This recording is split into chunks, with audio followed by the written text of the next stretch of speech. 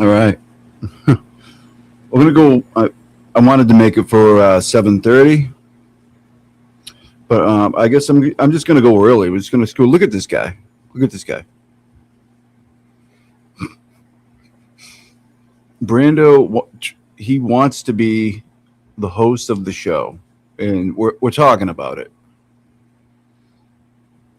We're definitely talking. He's definitely better. Okay, I need to turn that down because that doesn't do me any good. Thank you very much. But anyway, yeah. What do you think? You want to be the host?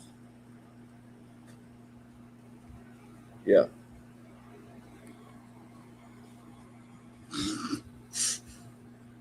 He wants to be the host of the show, for sure. What are you doing? Oh, look at him. This is what he does when I start streaming. Like, he knows what's up. Brando, you're going to fall out of your tree, dude. All right. Say hi to everybody. They're over here. Look at them. Look at them over here. Hey. Yeah, I know. Over here. Over here, buddy. Look at. See him? Oh, yeah. Oh, you don't. Now you're getting camera shy? All right.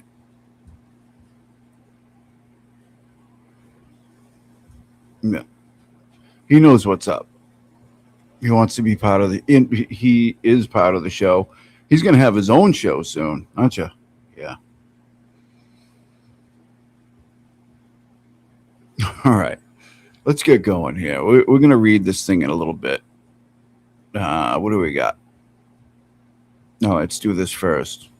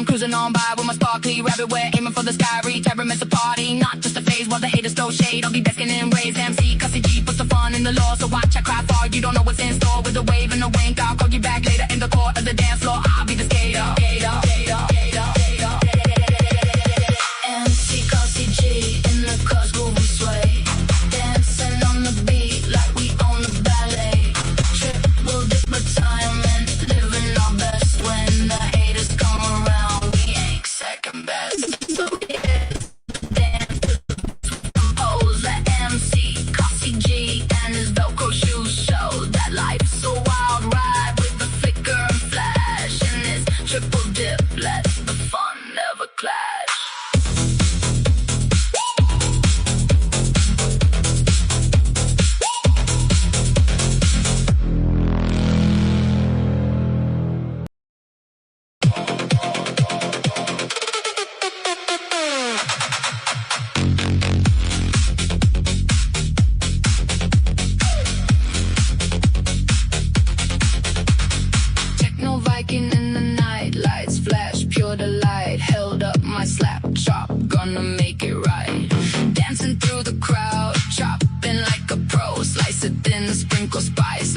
flavor flow.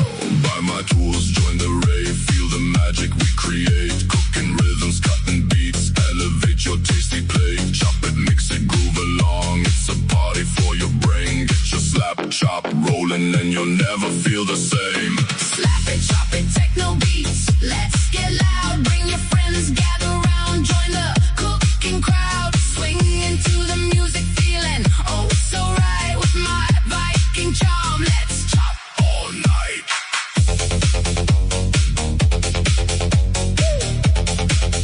Let's chop all night. On the dance floor, slice and veggie dreams. In my horn helmet, I'm ruling kitchens, it seems. From beats to greens, hear the rave in the air. Slap, chop in hand, drop that rhythm with flair. Buy my kitchen gear, let the dance begin. Slice and dice with style, bring the rave right in. Keep the tempo rolling, people stop to sway. Good with techno, magic, we'll party all night. Play, play, play, play, play, play, play, play, play, play, play, play. Slap it, chop it, techno beats. Let's get loud, bring your friends, gather round, join the cooking crowd. Swing into the music, feeling oh so right with my Viking charm. Let's chop all night.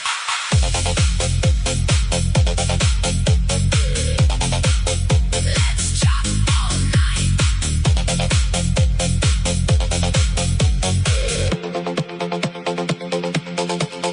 Techno Viking on a mission, comes alive in the flow. Crafting culinary rhythms, feel that chopping glow. Get your slap chop now, unleash your inner king. In the rave we thrive, let your taste buds sing.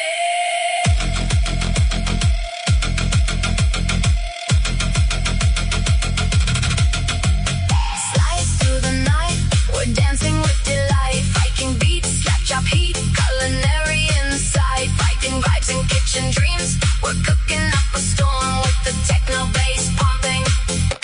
Our hearts will stay warm.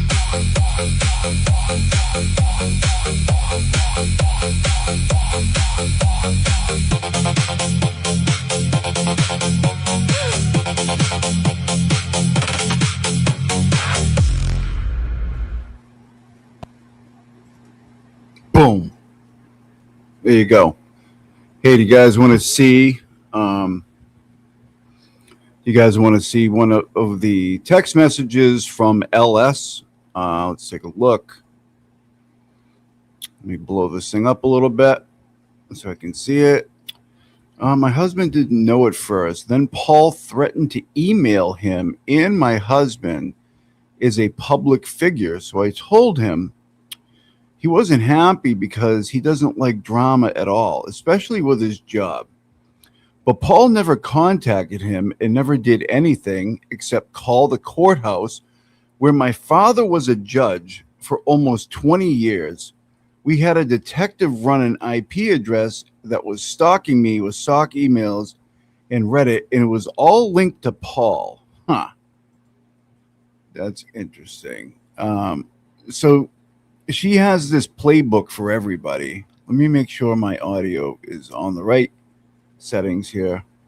Okay, that is, and yeah, that is as well. It's just not that loud in my ears. Hold on 1 minute. I'll turn this up. Okay, there we go. I think that's better. So that's wild. I mean, there's so much of this stuff, like I can't even begin to tell you guys. Let's look at the next one.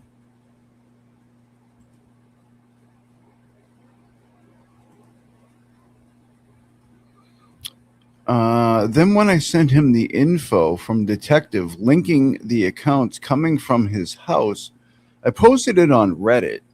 He went silent and never bothered me again.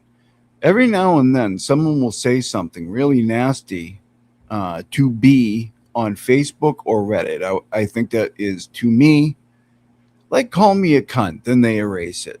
Okay. I'm assuming it's him, LOL. I filed a cease and desist, and Aaron is the one who signed it. Laughy, laughy face 4 times. And it had about 12 detailed accounts of harassment he had committed against me. I can't, I don't even know what the rest says, but you guys get it. She says everybody in this thing is harassing her and calling her husband's work and sending emails to the husband's work. It sounds to me like she's just insane. But this is going to be a cold read, people. Okay. So let me share this screen and we're going to read the new letter. It's going to be here. And it's going to be here, and it's going to be here, and it's going to be thank you. Okay, very good. Now, what do I have to do? Actually, I could probably do it here. No, I can't. Let me go here. I'm going to do it like this. I'm going to be reading it on a different thing. Yeah. So, give me 1 second. I'm going to be pulling it up over here to read to you better. Here we go. All right.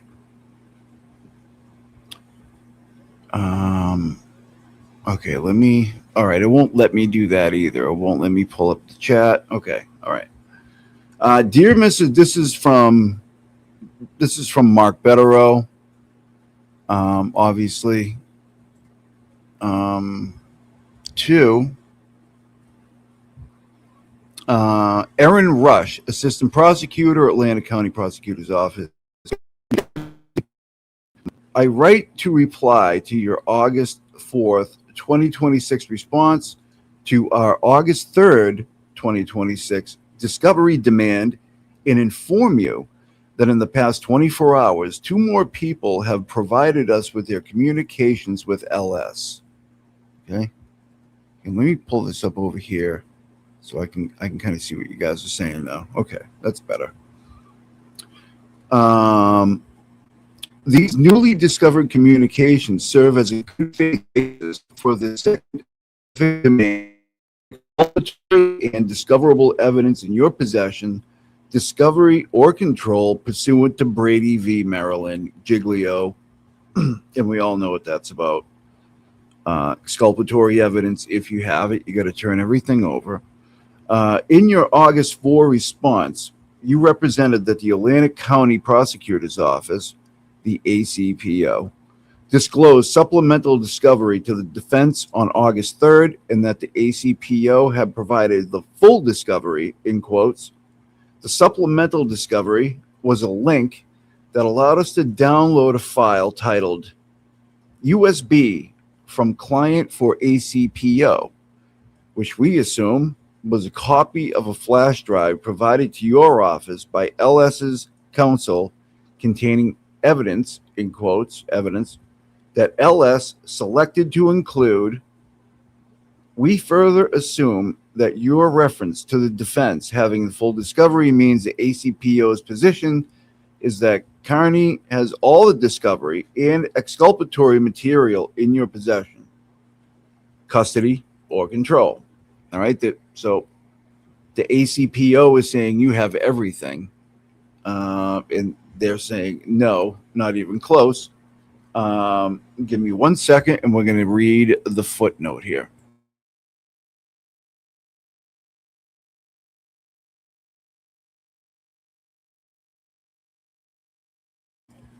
All right, footnote. Let me blow this up a little bit.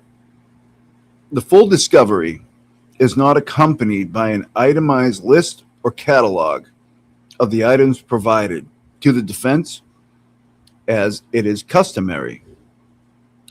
We have not been provided with any transmittal letter, report, or property report documenting receipt of the, quote, USB from client for ACPO, unquote.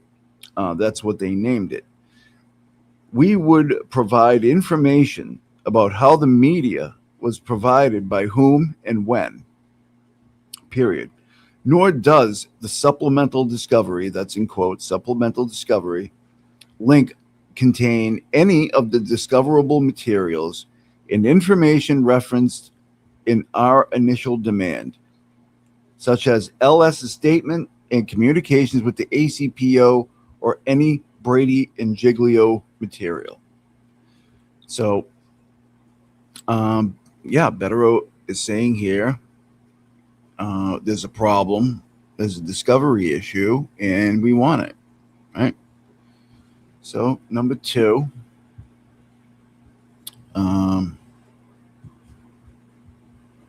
yes, page 2. We disagree. The USB, this is in quotes. This is what the prosecutors named it. The USB from client, unquote, link contains mostly screenshots and cherry-picked snippets of Aidan Carney's online content that LS deems relevant to the ACPO's case against Carney. Let me get rid of this. Okay, what happened here? No, I didn't want to do that. Okay, this is this. Yes, that is page 2. I just want to leave that like that, but I want to go over here. Very good. Okay. As you are aware, LS short clips, i.e., a few seconds long, from hours long video she deemed helpful to her cause while providing none of the voluminous materials which severely harm the case and or undermine her credibility. There's a footnote for that. We'll be reading that after. The ACPO cannot dispose of its constitutional, statutory, and ethical obligations to investigate the existence of, gather, and then disclose discoverable and exculpatory evidence in its possession. Okay, it's still going. It's a run-on sentence. Possession, custody, or control by outsourcing the task to a biased alleged victim whose dubious credibility includes a habit of lying, falsifying evidence, and presenting it as authentic, and privately admitting her willingness to destroy evidence and frame Carney. So there's a lot of stuff here that these people, these other people that have came forward, that I have not seen. This is a cold read for me. I am seeing this for the first time. So it sounds like there's a lot there, like way more than I've been showing, on a couple of shows and on X. Like there's way more than that. Okay. The evidence, the August 3, 2026 discovery includes emails which LS claims, without a shred of evidence, Carney sent or arranged to have sent to her husband's law firm and send him directly. These emails were sent by Canton Watchdog 1275 at Gmail, and then a couple other ones. Sergeant Brian Fahey, and then one other one. There's links to that. I'm not going to hit the link because I'll go down a rabbit trail, and I'm just trying to read the letter. So they obviously wouldn't put it in there if it was, anything they couldn't back up. That'd be ridiculous. But okay, you have not provided the defense with any materials or information demonstrating what effort, if any, the ACPO, other law enforcement, or LS made to determine whether Carney sent these messages. On May 16, 2026, LS falsely claimed in an X post, in quote, this is in parentheses, from Elwood's account she lied about owning, end of parentheses, that Carney admitted to emailing my husband and his partners all week. That was in quotes. All right. Admitted to emailing my husband and his partners all week. I don't remember that, but on May 26th, 2026, in another post attacking Carney, LS strongly implied that she had evidence which proved Carney had sent emails stating, "Thank goodness for forensic data and experts in its outstanding IT department." That's right. I remember reading that one. She has several. Several is not even a good word. Probably hundreds of these where she says, you sent these emails, and and then calls them a felon a million times, which until you're convicted of something, you're not a felon a million times. So those are the things that I would have problems with. So it goes on. As unbelievable as it is given her treatment of Paul O'Keefe. LS has made similar claims to third parties about O'Keefe's alleged harassment of her. LS has asserted that she has conclusive proof that O'Keefe was the author of numerous, and then it cuts off, but I'm going to read the footnote that pertains to like the first paragraph up here, okay?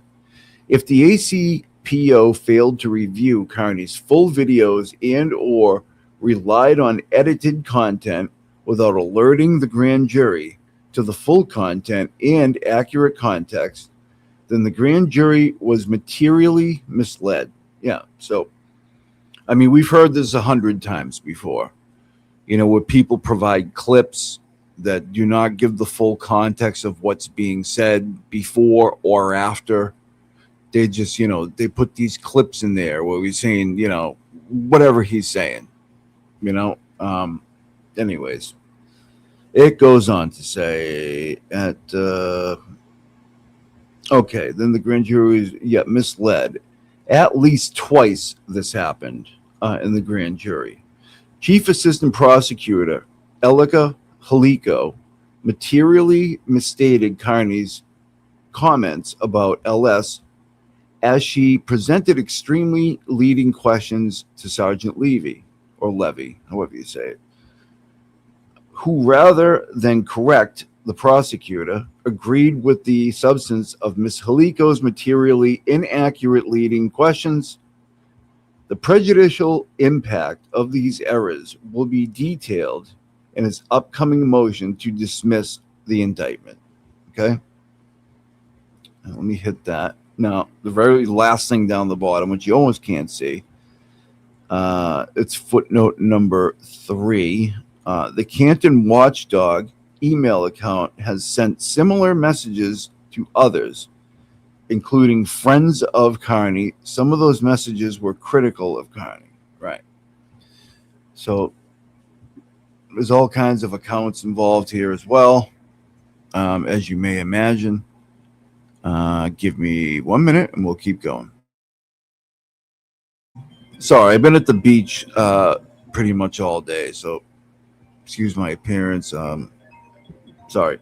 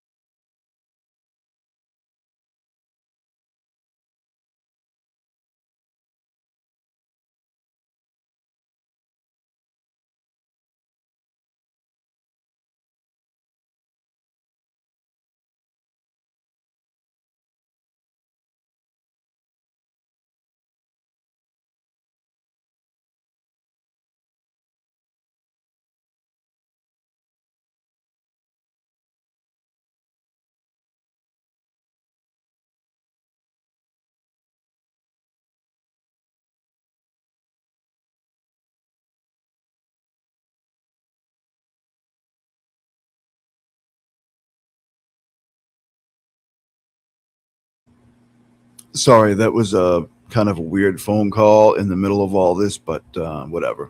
I've been getting a bunch of those lately. Anyways, the third page says anonymous threats. Okay, so he's referring to, that she said O'Keefe was the author of numerous anonymous threats sent to her. How could they be anonymous if they were from him?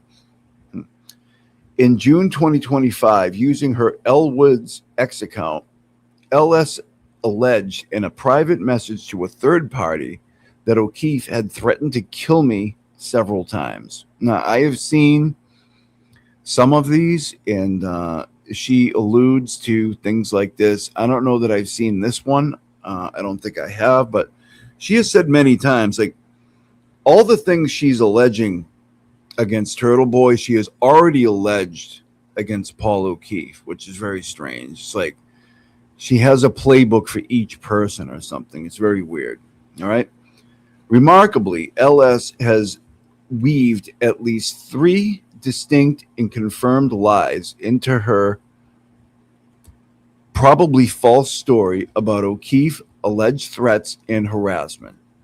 She claimed that O'Keefe emailed her parents, family businesses, and business partners. How would he know? How would he know that? She enhanced her claim with lies about her professional credentials, her employment, and her oft-used lie that her father's profession.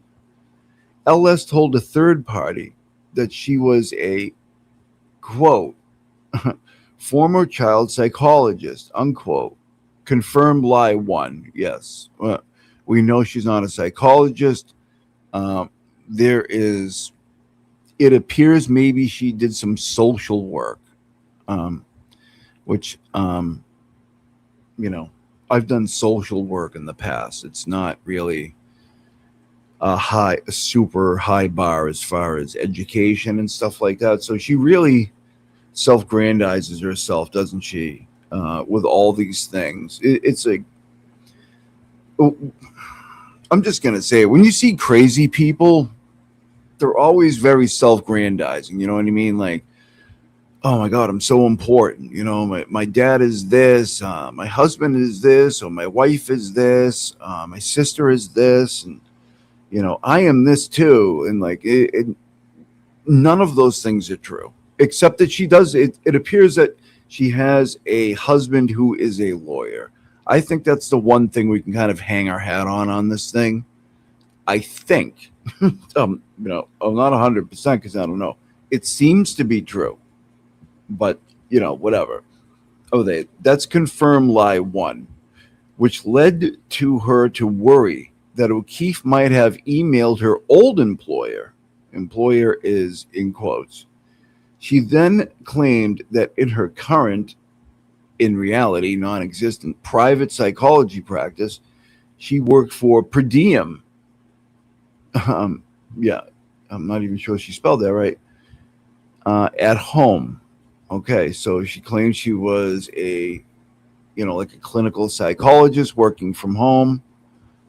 That's awesome. So that is confirmed lie too. They put that at the very end in quotes. I mean, not quotes, bold, bold lettering. Confirmed lie too. So they wouldn't put that in there if they knew it was like, I don't know, it could be true. They know it's not true. So that's confirmed lie too. All right.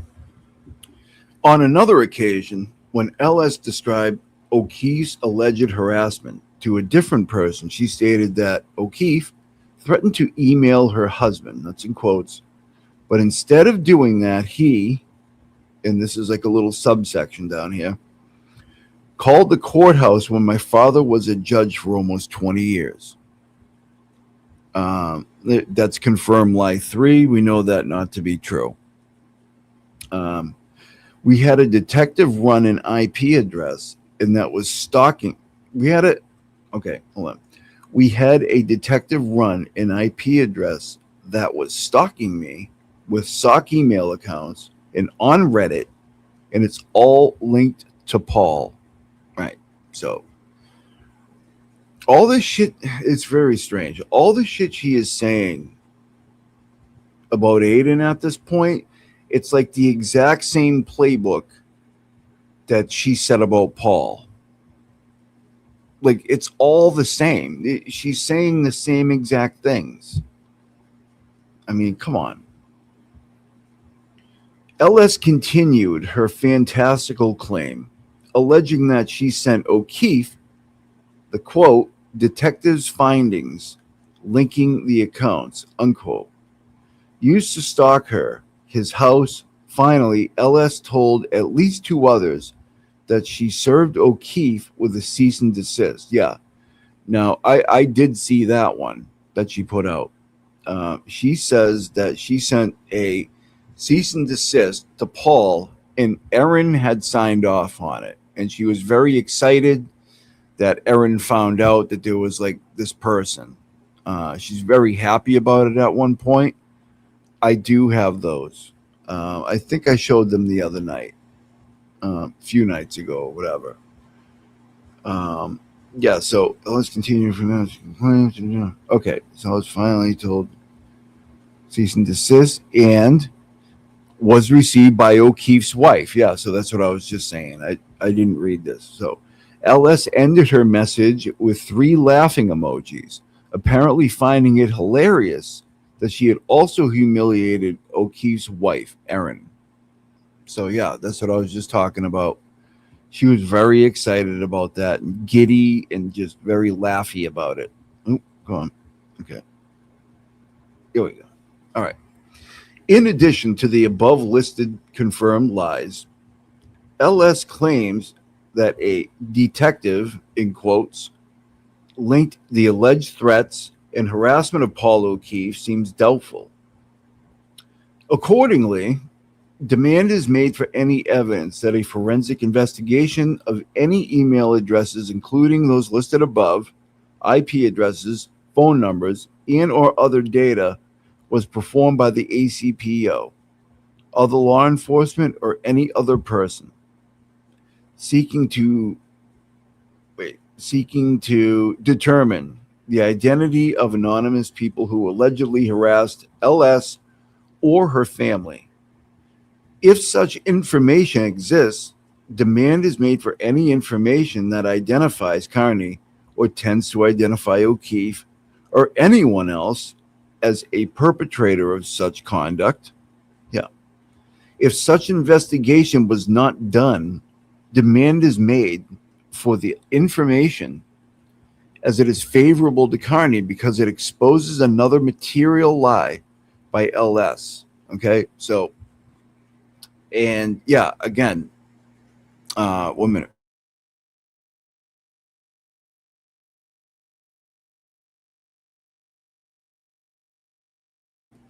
The overarching theme about these letters is, with the first one and especially this one, she's she's out here saying these things and telling multiple people these things, and Bederow's like, well, if we're to take her at face value at all for anything she's saying, where is all this information? Where's all the discovery?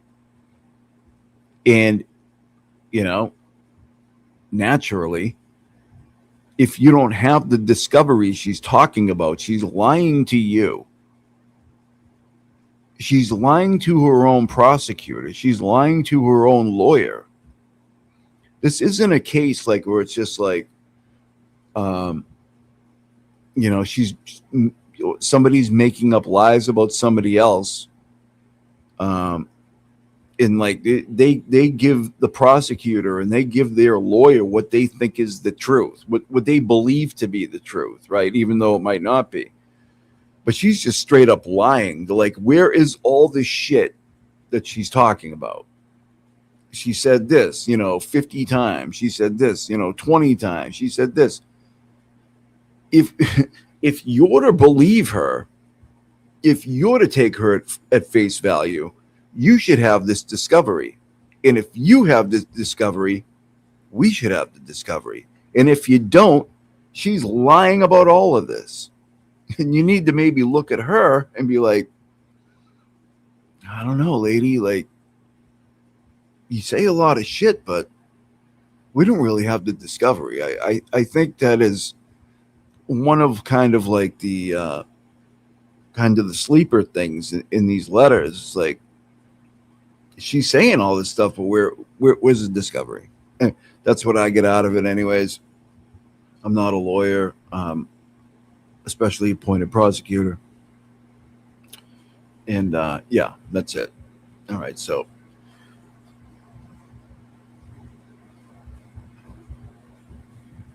where are we?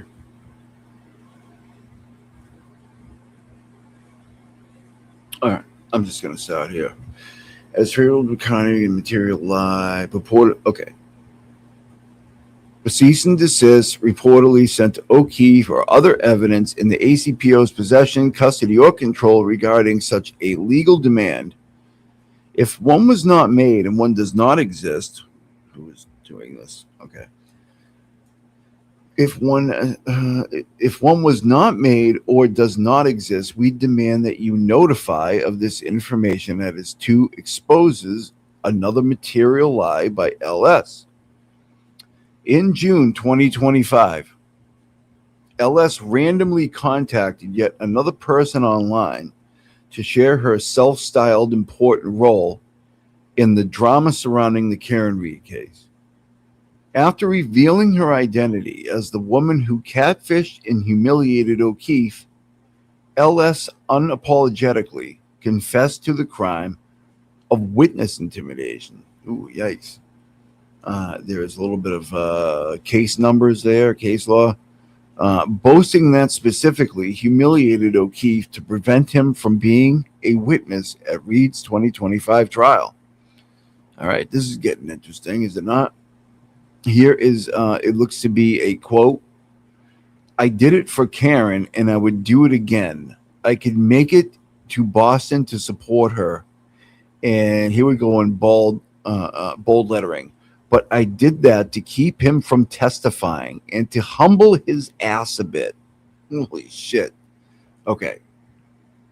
Again, I haven't seen this. This is new. Um, this letter contains stuff about people that have been coming forward, you know, lately to the defense, to Bederow, I would imagine. And she reached out to a lot of people. It wasn't just one. Like, it wasn't just Havana, you know, whatever. Terry DeVoe, he did testify in trial one. Yeah, he did. He did not in trial two. He didn't. So I'm able to glance over like the chats are like two in a row. That's all I can get. But yeah, he did not in number two. But also, I don't think they were going to call him. I don't know. Who knows? On January 3rd, 2026, after LS and this other individual had a falling out, no doubt aware of her criminal exposure, LS threatened this individual, warning her to, and this seems like a quote. This is like, right under this and like indented, paragraph here. Keep my name out of your mouth. Keep it out of DM's text, whatever. Thank you. You may wind up with a witness intimidation charge. Wow. So this lady just wings things around like it will. It's it's a little scary. Like, anybody that was in touch with her, you're lucky. Like, I don't know, some other crazy shit didn't happen. LS's threats likely constitute the crime of criminal coercion, and there's the New Jersey, number for the case, the statute, which makes it indictable offense when someone with purpose unlawfully to restrict another's freedom of action threatens to accuse anyone of an offense. Wow. Oh, that's crazy. In addition to our previous demand for the disclosure of any benefits sought, expected, or provided to LS by the New Jersey or Massachusetts authorities, demand is made for any evidence in your possession, custody, or control that tends to establish LS has engaged in conduct which violates the New Jersey or Massachusetts criminal law, or any evidence in which she has contradicted her admission, and that her intent in embarrassing O'Keefe was to keep him from testifying. So that's it. I guess that's it. There's 4 pages. I think that's it. Yeah. Yeah, pretty wild, huh? What do you guys think? Let me get back to pull up the chat on the iPad because I can't I can see a bunch of them. Okay. Meanwhile, my phone is ringing off the hook. Thanks everybody for being here, by the way. Yeah.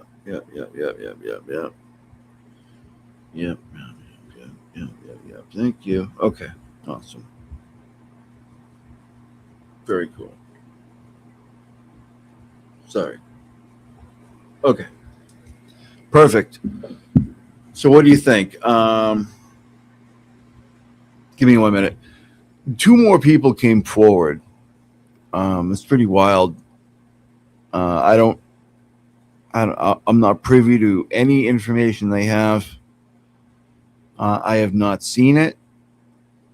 Um, you know, it's crazy. But what do we got? What are you guys saying? Cossie, ignore us. I can never ignore you, Jack.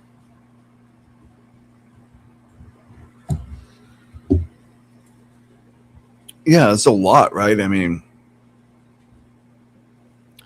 the stuff that she says. Brando wants to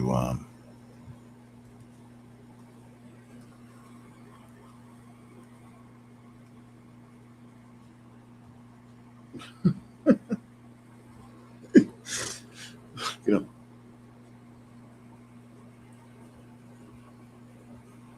what's the matter, boy? Huh?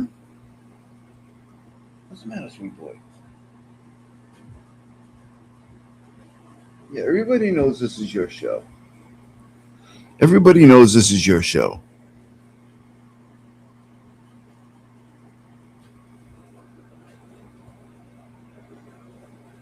Look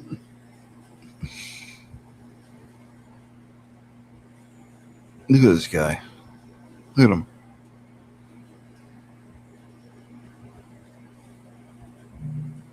He's the best buddy ever. Look at him.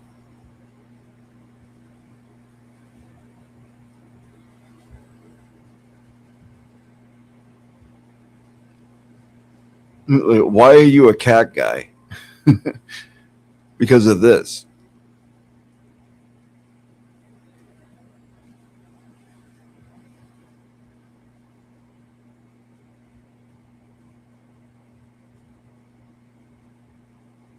Why am I a cat guy? How can you not love him?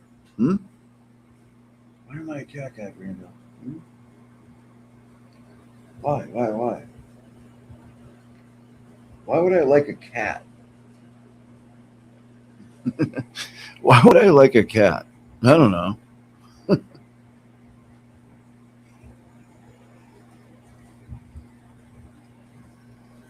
When his mouth opens like that, he's like, "Arr."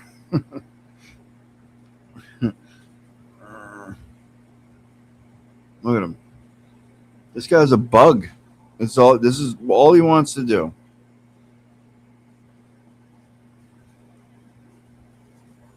This is all he wants to do is sit here. And if I'm streaming, he just wants to be here. He's gonna flip around in his tree here, and I'm gonna wrestle with him. I'm gonna wrestle with him a bit. Look at him. He's upside down.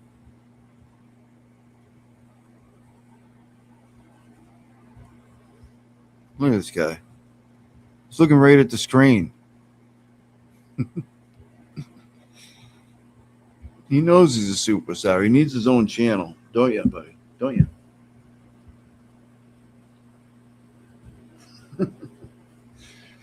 Sometimes they call him Martin Rubinsky because he's always he's a rubber. Look at him. He's Martin Rubinsky. He just likes to rub on like anything. Look at him, Martin Rubinsky.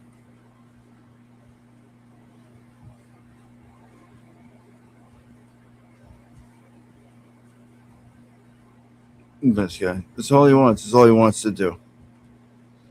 And thank you, Felicia. I saw what you did. I'm gonna go through it all in a minute. I'm gonna go through it right now. No, okay. Brando, okay. Help me go through this stuff. Okay. Karen McCourt became a YouTube member. Thank you, Karen McCourt. I appreciate it. God, and I can't see it. The computer is so far away from me. This is from Tammy Lee is me. It's 1,000 jewels. I got a goat trophy. Did you hear that, buddy? You got a goat trophy. What do you think of that? Not bad, huh? Pretty cool. Thank you. James Lynch gifted a Costi G membership. Thank you, James. Appreciate you. And did he do it again? No. Okay, so no. James Lynch gave a Costi G membership, and then Garth said, "I'm doing the Lord's work with Cosi, and it's $2, and thank you so much." Look at what's he doing now. He's always spreading his claws out over here. Go ahead, buddy. Don't worry about it. Do your thing. Thank you, God. Who is Havana? She's a savage. She has no fear. Yeah. Savannah is a woman from New York. I've been in touch with. She's very nice. She's very, very, very New York City. No fear whatsoever. She's like, she just out. She had the communications, and she's like, I think she's a scumbag. I mean, that's it. You know, this isn't like some big like conspiracy. Like, no, this lady is terrible. She went to many different people, saying a lot of the same things. Havana's just one. I mean, she happens to be one that has a lot of material. You know what I mean? But there's a few others that don't kind of wish to be, putting their stuff out there, but they're providing things to the right people. And these are people that apparently, allegedly, LS was in communication with. And I mean, it tracks. It's like, it's not surprising to see any of these things here that we haven't heard before. It's just not. But anyways, okay, we did that one. 1977 Felicia, thank you very much. $10. My husband is a cat guy too. Real men love cats. Yeah. I mean, I don't know what the big deal is. Yeah, I like cats. I do. Oh, Brando's gone. Where's he at? Hey. What are you doing? You gonna come back? Come up here. Hey. Come up here. There he is. He's back. Okay. He's back. Oh, man. Thank you, Felicia. I really appreciate that. Okay. 1977 Felicia again gave out 10 Cosi G memberships. Thank you so much. I appreciate that. That's awesome. And I'm going to be doing some members only beach streams coming up for August. And when September hits, that's the nicest time to be at the beach, in my opinion. It's like the tourists are gone after Labor Day, and it's just incredible down at the ocean at that time of year. Like mid-December, it's just awesome. So thank you. Miss Scarlett, thanks for being you. Much love, Costi and Brando. Thank you, Scarlett. I appreciate that. Everybody go like and subscribe to Miss Scarlett's Mind channel. I really appreciate it. She's a good kid. She's funny. I like her. And people need to leave her alone because I'm starting to get pissed. But anyways, that's a different story. Okay. What is this one? Okay, that's that one. Okay. Jesus, I can't even read that from here. What's it say? All About Winter White Snow became a YouTube member. Thank you, All About Winter White Snow. I appreciate it. This is Jody Callahan. Jody Callahan. I can't post a super if I say his name, but here's to the kitty treat fund. Oh, okay. Thank you so much. I appreciate that. He appreciates that as well. Anyways, there it is, people. Did we get something? Did we get something since I did this? Oh, now he's gone again. He goes wild this time of night sometimes. So that's kind of expected. Anyways. Yeah, so there you go, people. I'm not going to make this one too long. I'm thinking of doing a digital art stream coming up.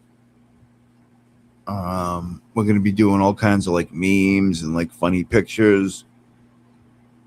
Please send your ideas to I don't know. Like if I put it, please send your funny like ideas to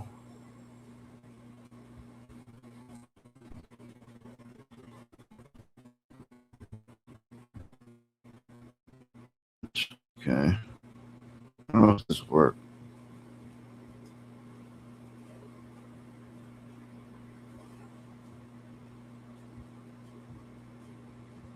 No, it doesn't even make it like a link. That's great. Why doesn't it? That's dumb as shit.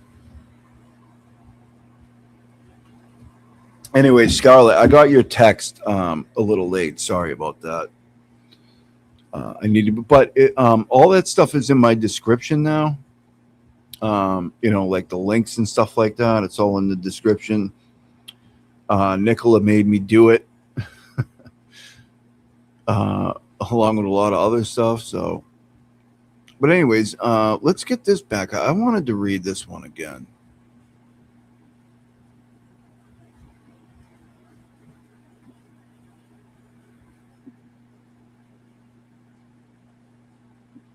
Okay. This is a weird one.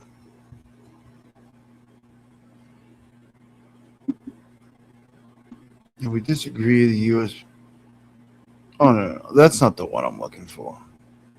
That's not it. That's not it. It's this one over here. It's this second one. Yeah.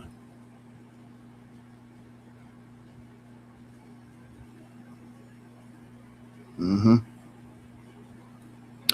Then when I sent him the info from the detective, she's saying she was working with a detective.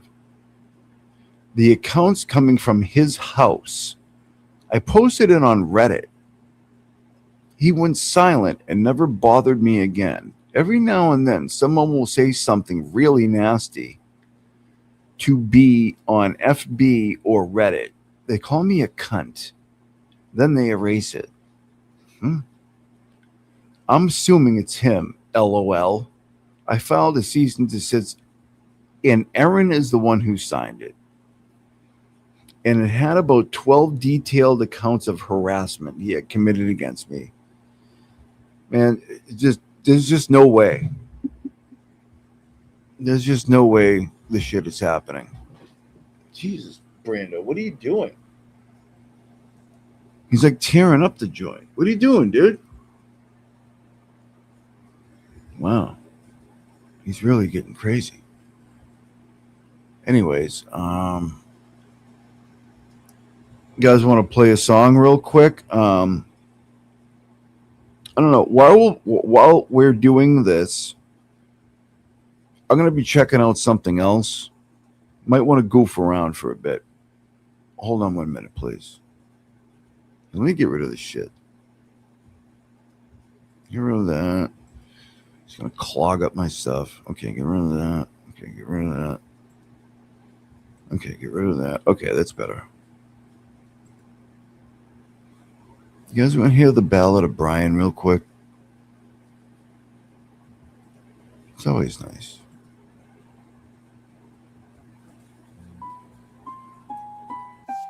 Where shadows morph into tales that are so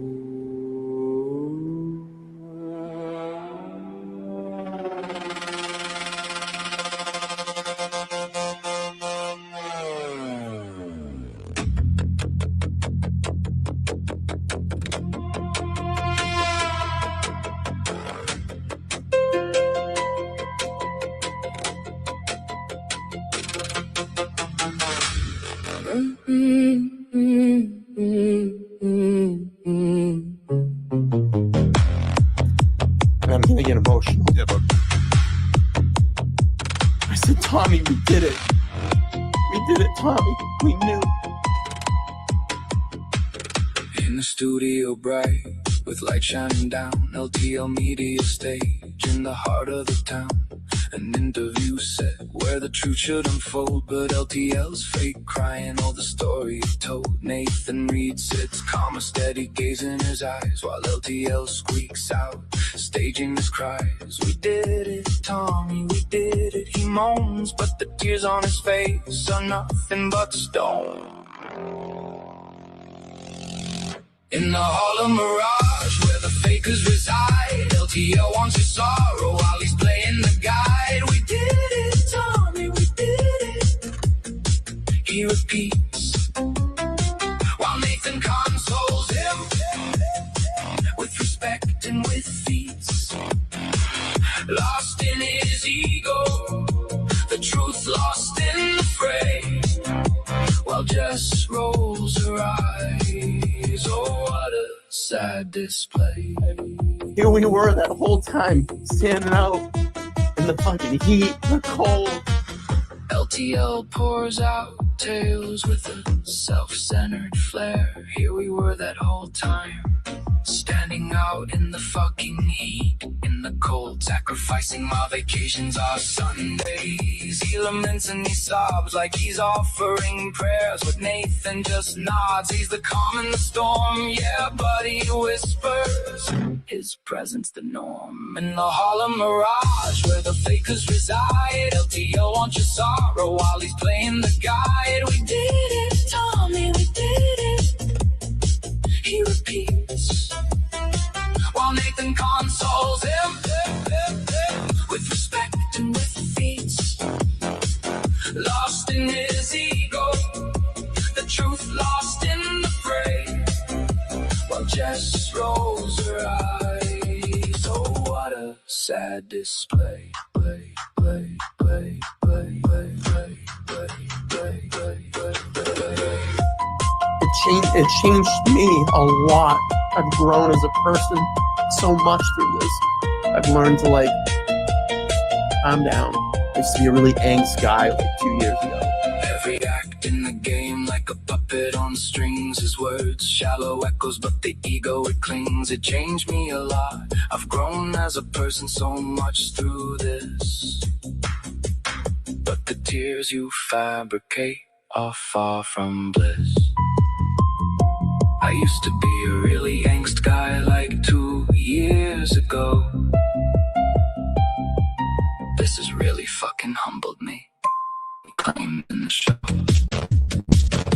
This has really fucking humbled me, and So here's to the moments where the fate takes the stage, where tears merely glisten, trapped in their cage. As LTL stands crying, a spectacle unsought, it's Nathan's calm presence that holds us distraught. Oh, the tears may flow, but the truth always reigns in a world full of fakers. The real never fades. I said, Tommy, we did it. And he's like, it's fucking great, isn't it? It's really good. It's a good feeling. And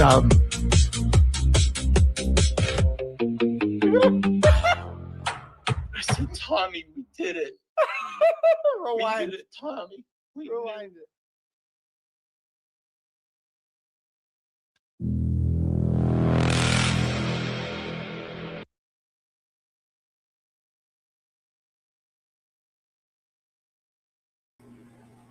All right. We did it, Tommy. I hope you like that one. You know what? Why not? We could probably goof around a minute.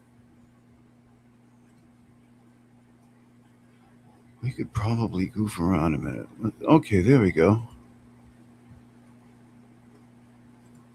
Yeah, but we're not looking for BLT. We're looking for the real. We're looking for LTL and the gang.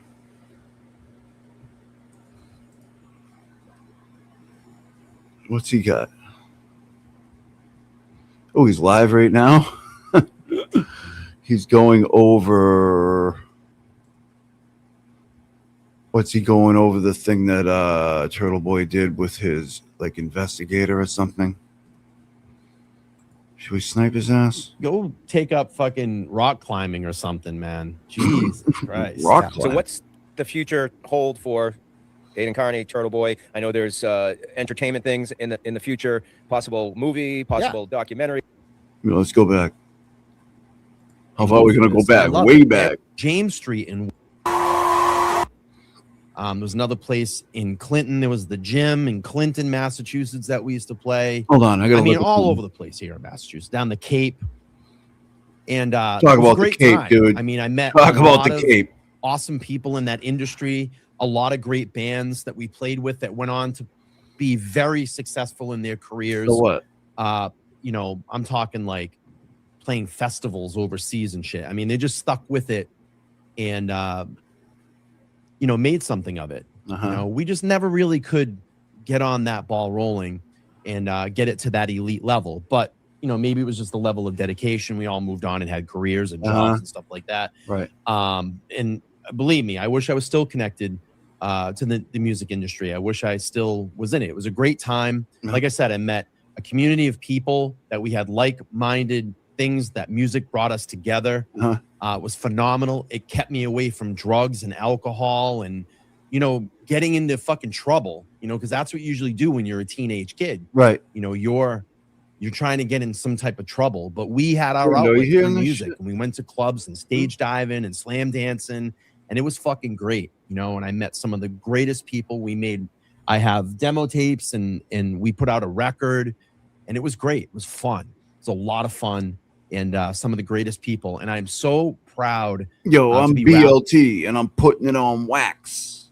I'm putting it on wax, people. You know, into that scene and around those people. It kept me on the straight and narrow. And that's a big part of what made me who I am today. Yeah. You know, with my ideologies and my convictions. Yeah, you're and awesome. The way that I walk through life in this The way major I walk it. space that we call The way I walk through life. Who the fuck talks like this? Can you imagine if I came on here and I told you people this is the way I walk through life in this realm of YouTube people? And, you know, Brian, my pause game is on point. Okay. Just stop. Okay. We saw what you did yesterday and I posted it. all Earth. And it was great. But I thought it was funny. She was trying to knock on me, but like, how could you ever knock on someone for going out and playing on a stage and playing music and having fun? And like, you know, the bottom line is this: it's just these people that have never done anything in their life. She's never played on a stage. She's never picked. Bitch, you never played on a stage, man. I had a guitar, dude. I mean, come on. Fuck you, man. I played on a stage. What did you do? Picked up a guitar and felt that energy from a crowd when they're up front singing your songs and stage diving and slam dancing. And yeah, what did you do? While I was doing that, you guys were, I don't know, probably having fucking careers and shit, and I was slam dancing and such. So who are you? People are just, you know, getting their rocks off through music, getting their rocks and not off. having to do drugs and be involved in alcohol and shit like that. It was great times, man. It was really, really great times. Yeah, I know, Natalie. It was just like a super epic fail. Like, okay, why don't you go knock on like Aerosmith or fucking Metallica, you know? Because they're fucking super successful fucking mega fucking bands. Are you kidding me right now? You're not comparing yourself to Aerosmith or Metallica right now, or are you? Hold on, let's. Yeah, it was just same thing. It was a bunch of kids that got together in a garage, in a basement, you know, put together some music and went out there and actually did it and lived their dream. Brian, it wasn't the same fucking thing. It wasn't. It's not. Please stop it. And your chat is like putting up prayer hands, like, we believe. Dude, it was not the same thing. You need to stop. Okay, this is bad. Stop what you're doing. And we lived our dreams during that time. So I'm so glad that I was involved in that culturally, spiritually. You learned a lot about friendships and relationships and how business works, and booking shows. We hadn't actually started booking shows. I have my my Where's book Crawford? around here Where's when I actually Crawford? used to book shows. Crawford And used all to the book bands that we played with and stuff. It's fucking so great. So, Oh my God. huge fail. Fucking huge fail, but it was the fucking shit. And if you're gonna shit on me, right? For having my band where I stage dove and fucking Brando was my drummer, you know what I mean? Then you need to go shit on Metallica and Aerosmith because they're the same. Okay, we were just kids with dreams. We lived our dreams for a year and a half until I had to go into the watch community and start a channel.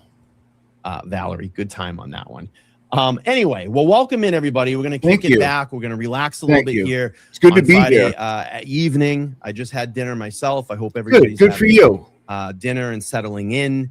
And I want to go through a couple things. So Go ahead. the other day, and I've been kind of highlighting JFK on my show.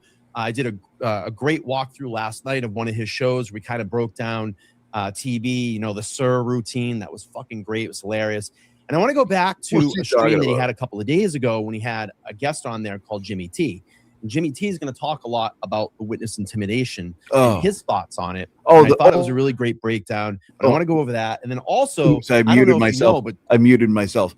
The prison expert, the Jimmy T prison expert, is that what we're going to hear from? Okay, I love this. This is good. I'm glad we came here. Turtle sat down for an hour interview, and I think it was with his private investigator. I think his private investigator has a channel now. I actually met him before. When I went to one of Aiden's hearings. You don't think it. You know it because you know who he is. What do you mean? Pause game on point.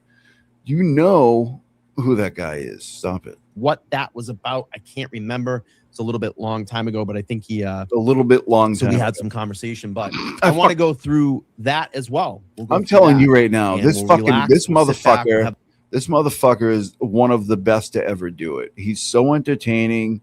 I could stop this shit every 30 seconds, which I probably will. So a good time here and go through this. And I love it. There it is. That's the emoji. Keep smashing that button, bro. I don't know. You're going to have a blood blister on the end of your thumb. You're going to have a blood blister on the end of your thumb. Blood blister on the end of your thumb. I fucking love it. Friday at 6 o'clock, you could be out. What is he talking about? Connecting with your family and your friends, and you're here smashing the little emoji button. Can we keep this up for 2 hours, though? What's he talking? Can we keep it up for 2 hours? I would love it. Just keep smashing it. Brian, can you get your fucking hand out of my face saying keep smashing it? That's very weird to me. Stop it. Clock in. So 11 is put the clock in. Love it. It's good. And it's good, too, because it feeds the algorithm. Gives me the views. Brian, people are what are you doing? SK27 Music kicking it off. You're putting your hand in my fucking face, man. Writing songs called Big Big. I don't really appreciate it. I love that. I actually picked up my acoustic today. It kind of made me feel like I should pick it back up again, and maybe I'll start playing again. I haven't played in years, but I picked up the acoustic. But let's get through this, this segment. This was on JFK show the other day. Jimmy T, JFK, talking about the witness intimidation. Yeah. And it's funny, someone came in the chat. Prison expert Jimmy T, who has been to prison, and he's this guy all the way to the right. Already prison expert Randall in the middle, telling you done. But go ahead. Earlier, and they said, hey, why don't you read about the witness intimidation statute? Give you a little bit of the witness intimidation statute. Massachusetts, what people commonly called witness intimidation in the commonly law is MGLC 268-13B. And I am wearing my flannel. I see you out there. I'm pushing fall. I love fall. It is much broader than simply threatening someone not to testify. The current statute covers intimidation, harassment, retaliation, economic pressure, misleading conduct, and even indirect conduct amid at witnesses or other people involved in court proceedings. Yeah, smash that smiley we'll button. get to I love it. All right, so the basic prosecution theory is this. For the typical witness intimidation charge, think of these three major questions. One, what did the defendant... Now, keep in mind, I already did 2 witness intimidation streams and what it's historically like in Massachusetts, but let's see what Bry says about it, and then we'll revisit it. That's all. Intentionally do. The person must willfully, either directly or indirectly, do at least one of the following: 1, threaten someone; 2, attempt to cause or actual cause physical injury; 3, attempt to cause or actually cause emotional injury; 4, attempt to cause actual cause of economic injury; attempt to damage or actually damage property; offer a gift, promise a bribe or something of value; mislead someone; intimidate someone; or harass someone. That's important because that does not have to be a physical threat. A campaign designed to economically harm someone, expose them to harassment, frighten them, retaliate against them, or pressure them potentially can fit statute depending on the circumstances and intent. Number 2, who is targeted? The statute protects considerably more than a person who has already testified. It includes a witness, a potential witness, someone who possesses or possessed information or records concerning a possible crime, judges, jurors, grand juries, attorneys, police officers, investigators, federal agents, prosecutors, victims, personal or other court personnel, probation or parole officers, someone attending a proceeding, Okay. and a family Okay, member. so you can cut that out, right? Because that doesn't apply. Just cut out the shit that doesn't apply, Brian. You can get right down to brass tacks. Go ahead. Who protects a person.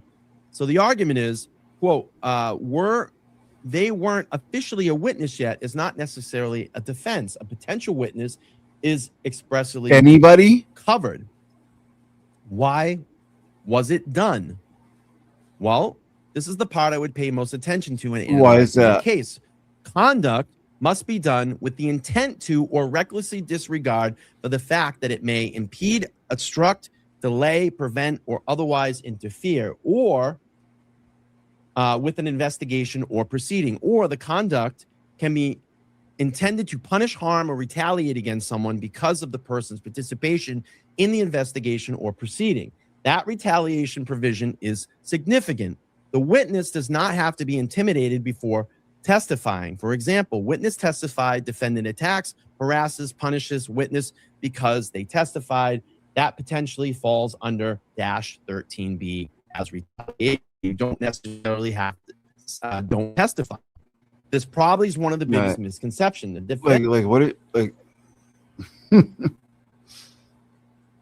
Do you think he's gunning? Do you think he's gunning for Turtle Boy to go to jail? Do you think? Doesn't necessarily have to don't testify against me. The Commonwealth can use circumstantial evidence to establish intent. Suppose someone, witness, gives information to police, defendant discover it, defendant begins targeting the witness, publishes private information, encourages pressure against them, threatens their employment, tells followers where to find them. A jury could potentially look at the timing, statements, pattern of conduct, and surrounding circumstances to determine what the defendant was trying to accomplish. In Commonwealth versus Brian's lost at this point. I'm convinced. Middleton, and I'm giving you some law here.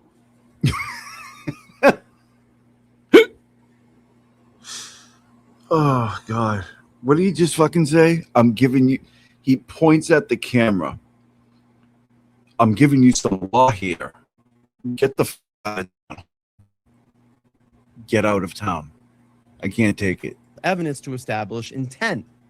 Suppose someone, witness, gives information to police, defendant discover it, defendant begins targeting the witness, publishes private information, encourages pressure against them, threatens their employment, tells followers where to find them. The jury could potentially look at the timing, statements, pattern of conduct, and surrounding circumstances to determine what the defendant was trying to accomplish. In Commonwealth versus Middleton, and I'm giving you some law here, so clip this. In Commonwealth versus Middleton, for example, the appeals court upheld witness intimidation conviction involving I'm giving you emails some fucking law here, dude. You can clip this shit if you want. Involving emails, court. Hold on. And I'm giving you some law here. Evidence to establish intent. Suppose someone, witness, gives information. This probably is one conviction. Where is it? Where is it? Where is it? Really in Hold on. conviction. Pattern of conduct. This probably is one of the defense. A potential witness is expressly covered. Why was it done? Well, this is the part I would pay most attention to in analyzing the case. Conduct must be done with the intent to or recklessly disregard for the fact that it may impede, obstruct, delay, prevent, or otherwise interfere, or Mhm. With an investigation or Right. proceeding, or the conduct Or can be intended to punish, harm, or retaliate against someone because of the person's participation in the investigation or proceeding.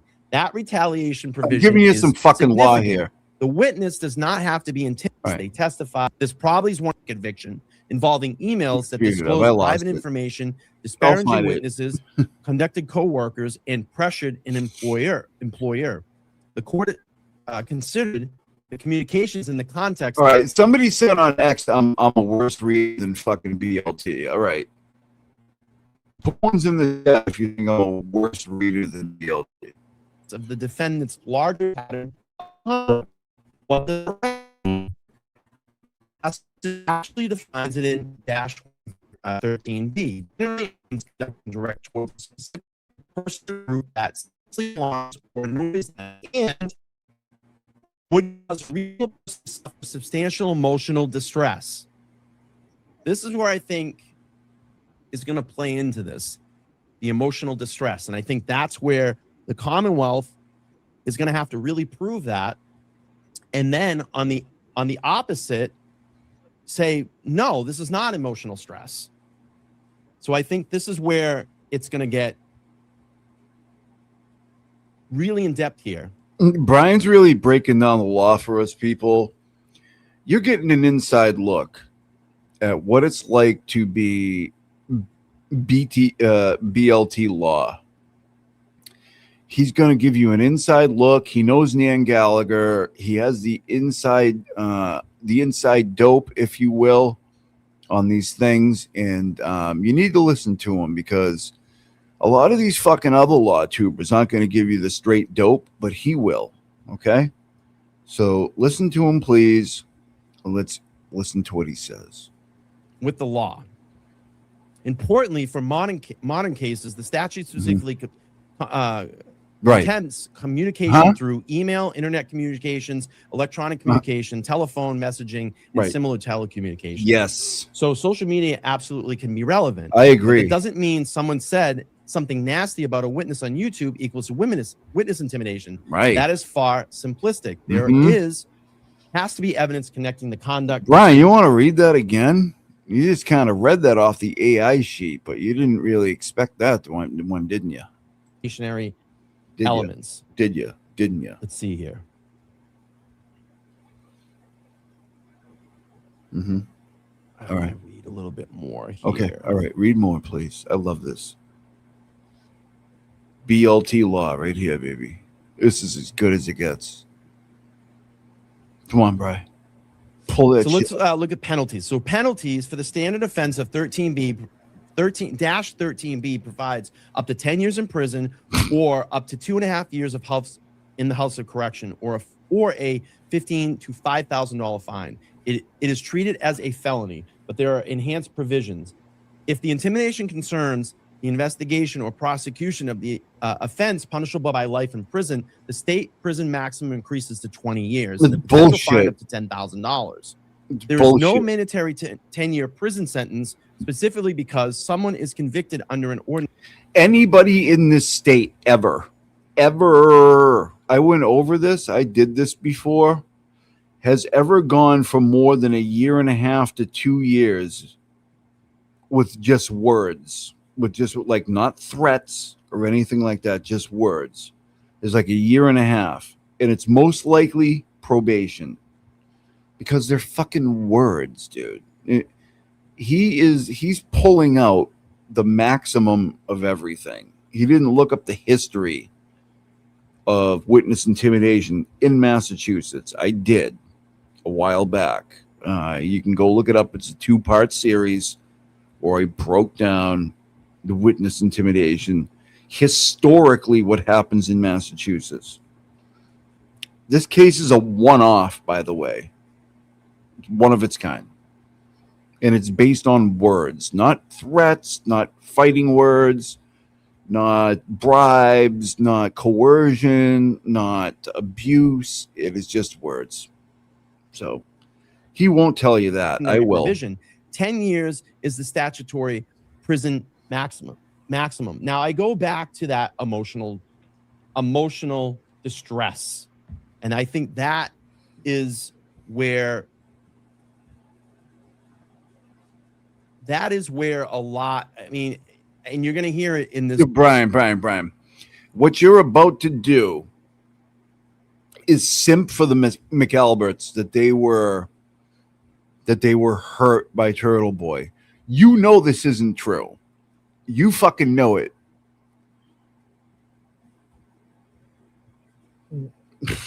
I just almost said a word. You know this isn't true. What you're doing right now is fucking is pussy shit. You know what you're about to do. Let's go ahead. Jimmy T, you know, you go out and you say you're emotionally distressed or intimidated, and you're part of a court case, that could raise some red flags. So let's pull this up. I want to break this down. I want to listen here. Let's break this down. Let's get Prison Jimmy in to tell us how things work. This is your fucking expert up here in the blue fucking t-shirt. This guy. That'd be like me telling you, like, fucking, like, I'm an expert on shit. Like, come on. Y'all. He says, Yeah, what's happening, brother? So you heard all the shit I was going over. You want to touch on anything like this whole witness intimidation? Was it witness intimidation? Was it intent? What do you think? Yo. Well, I'll be honest with you. When Close your window, Jimmy. a person tells the district attorney that you intimidated them, Yeah. it's curtains. It's curtains.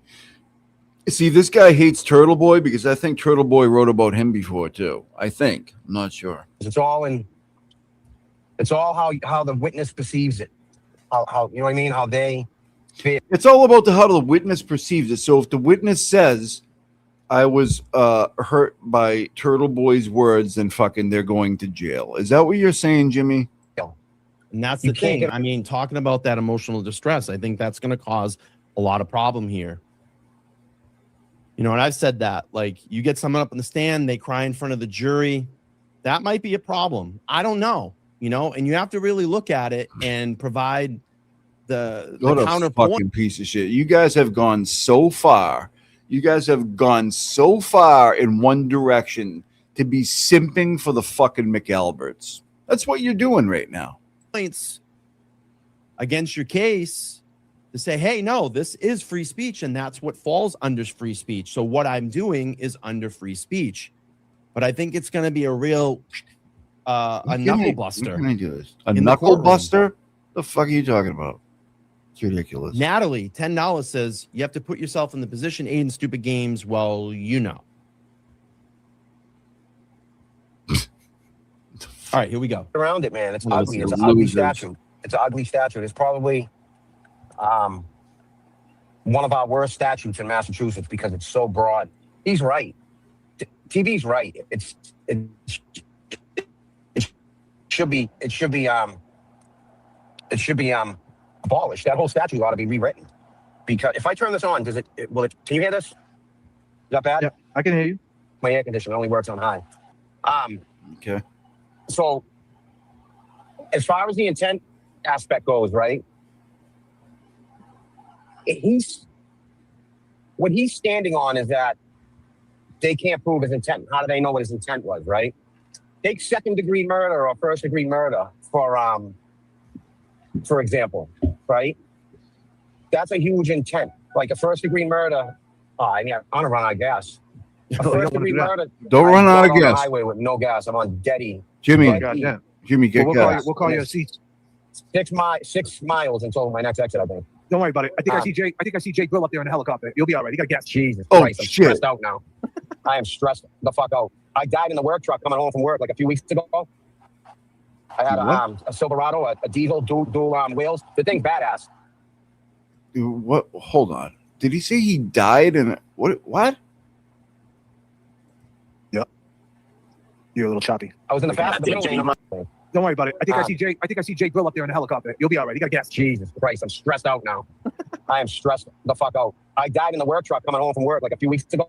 I died in a work I had truck? a Silverado, a diesel, Oh. dual wheels. The thing's badass.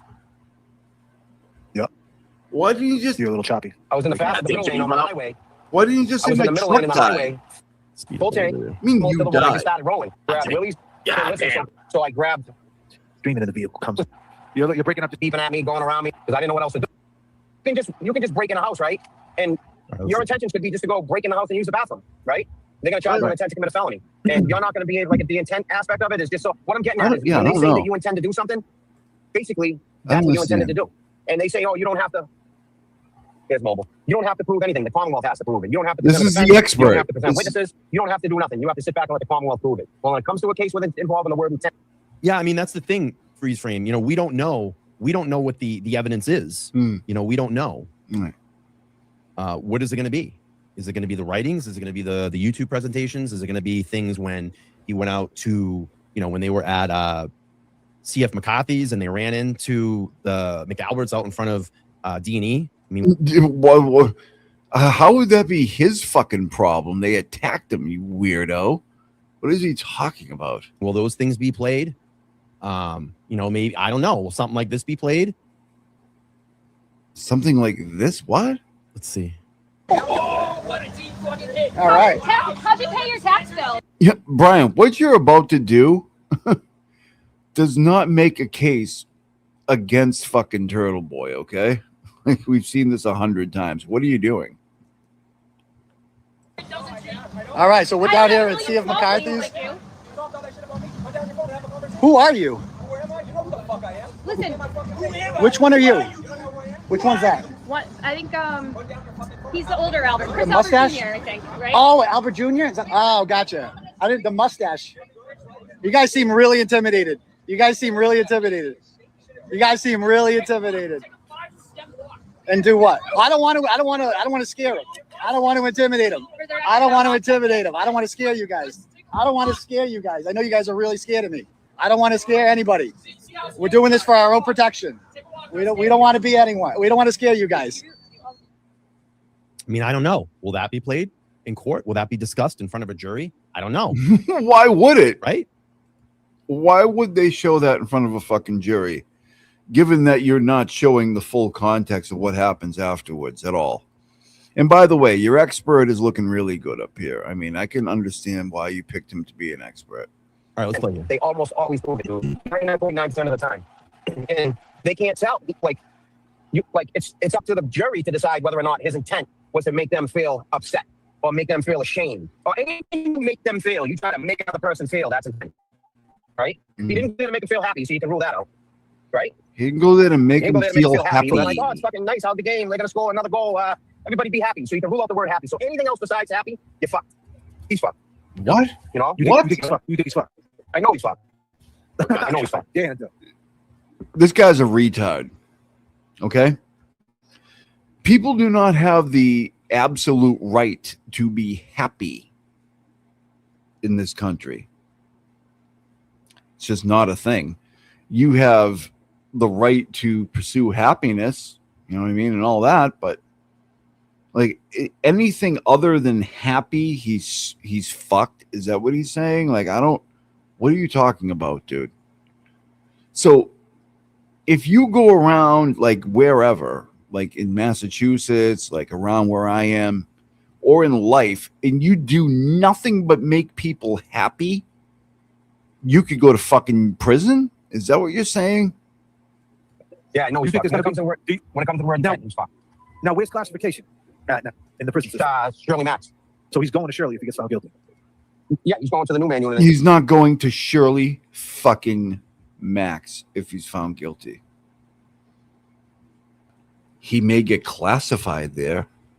And I know the head director that does classifications at Shirley.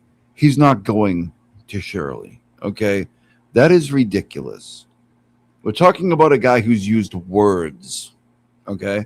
And we're talking in the extreme example that any of this goes through. And it's just not. But anyways, let Prison Jimmy fucking explain it. This is going to be good.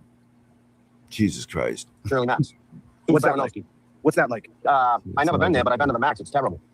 It's gone on. I never been there, So but I've been to the when he Max. thinks he's good at Terrible. The psychological games, they're gonna What? twist him up and fucking into a pretzel. Mentally. God damn.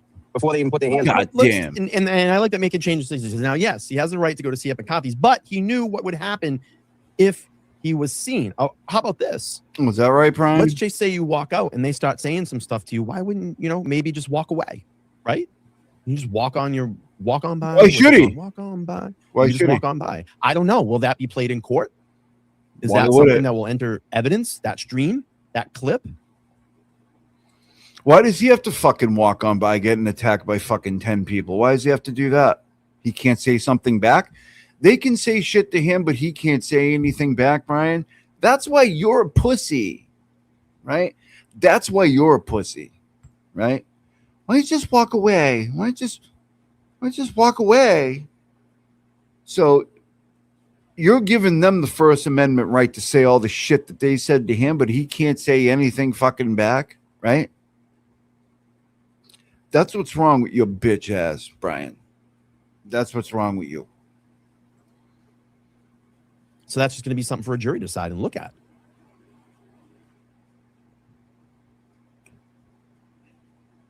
On him. Mm. And we You have have no- come on. So you think this? What do you think his strategy is going to be? His lawyers, if you was his lawyer, what do you think they're going to say? Well, they're gonna say he was just trying to get them to tell the truth. But they know, Bederow knows Massachusetts law by now, and Tim Bradle certainly does that he's as soon as he waved the camera in a witness's face and made them feel uncomfortable, he became fucked.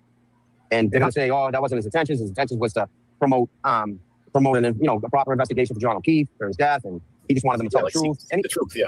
Anytime you try to tell a witness to say anything but what they told the police about what they told the district attorney's office, you're fucked. No. Say that one more time for the people in the back. Anything that you tried to get a witness to say besides what they want them to say or what they told the police or how you made them feel, anything else, you're fucked. Like if a witness is going in the courthouse to testify to something and you try to say, you say, listen, you got to go in there and tell the truth, right? They take that as you got a lie. It's someone like me or you know what I mean? And they're taking like what they would do to someone like me and you, and they're applying it to him. And it's up to him. It's up to his lawyers to. Like Tim's a good lawyer, and Bederow has a good lawyer, is a good lawyer. But I'll tell you right now, Massachusetts doesn't like I don't think likes Bederow. First of all, they wouldn't let him in the Karen Reed trial. They wouldn't let him jump on that team, right? Yeah. That was by design. Canoni did that. She knew that was coming, and she. They wouldn't let him into the Karen Reed trial. That's a Canoni situation, dude. And maybe there were a lot of them that wouldn't have let him, but like you can't talk about this shit like, oh, they wouldn't let him in. No, it was one judge. It was Canoni, and we know why. So these people just say shit like based on nothing. Like they just say shit and like, oh yeah. The chat agrees. Fucking idiots, man. He acts it out. And this judge probably goes to dinner with Canoni. They probably have dinner parties. They probably go to, fucking all these gatherings that they have, and they call each other and cover for each other and make their schedules together. By the way, Prison Jimmy is our expert here today. So please listen to Prison Jimmy. Come on, man. You don't think? So let me ask you this. I think he's making perfect sense. Somebody saying it ain't making sense. I think he's making sense. People just don't want to hear that the potential is jail time. Right. When he's fucking indicted, how many counts he got? I think he's got like 10 counts, right? Yeah. That's a tough fight, for sure. Right, he's got like 10 counts. So what do we feel about the whole Colin Albert in the federal grand jury? His tweets were there. His It's so dumb. The whole presentation was his presentation. They used in a federal court. And do you think that Cosgrove was going to bring up the federal investigation, how the witnesses were investigated and nothing happened? You think he's going to use that? No, don't you bring up my fucking name, buddy. I got nothing to do with this. I don't know how much of that he can use. I don't know how much of that the judge is going to allow in. He might not allow him to bring that up. Like, Canoni shut the federal investigation right down. So like, we just don't know. We don't know what they're going to do. Right? So let me say this, Jay Becker. Let me answer your question. You've been saying he shouldn't go to jail. Yes, I've been saying I don't want him to go to jail because I believe that the witnesses allegedly could be responsible for the death of John O'Keefe. Allegedly, that could be a possibility. But I also said that I don't know what's going to be let in court. Right. I don't know what his counterpunch is going to be and what the trial is going to be like. It's a different momentum, a different algorithm. I don't know what it's going to be like. And so I'm saying if they bring up that federal investigation and they let that in, and that's Cosgrove's go-to. Hey, they've been investigated, and they got, and they didn't have any repercussions, and nothing happened. His counterpunch can be like, yeah, but they used my my journalism to ask the question, so how is that witness intimidation if they found it constitutional? I said that could be an angle. Just because the internet, I feel the perception on the internet, I feel that as I'm breaking it down, I think his intentions, as far as the internet's concerned, that he just wanted to say we're standing up to the McAlberts and Karen Reed ain't backing down from you. But that's a whole different story when it comes to the court of law, Jay Becker. So I don't know what you're saying. I've been saying that all along. You just must have not been listening. You must have been swimming in the pool and you got fucking water stuck in your ear. They're bit by a shark. So, and here's another thing, like it was no secret. So my thoughts have changed. What I hoped for changed. And that's the thing, Natalie, that's the thing. Like, we don't know what's going to be presented in court. We don't know what evidence is going to be brought in front of that jury. We don't know how a jury is going to react. We don't know if a jury knows who he is or what the Karen Reed trial is or anything to do with that. You don't know. Like, you might think you walk into that courtroom and you have the jury in the bag and it goes fucking south. Like, we sat here, Karen Reed trial 1, and we were like, yeah, I mean, it's all in front of them. It's all in front of the jury. And look what happened. You had a deadlock.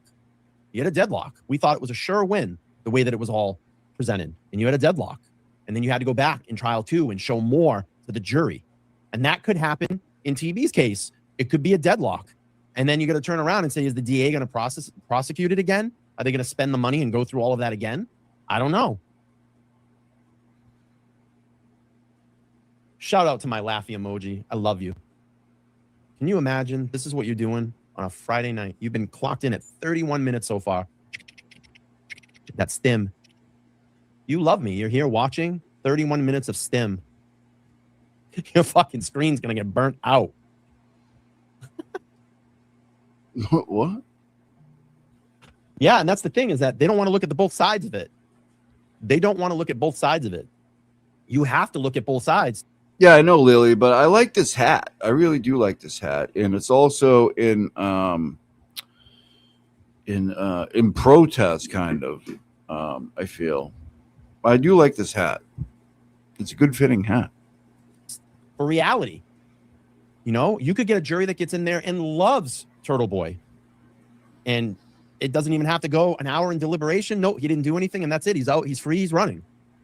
Or you get people in there that don't like him, know what went on, even though you go through all that survey and all that shit, sit on a jury, and they don't like him.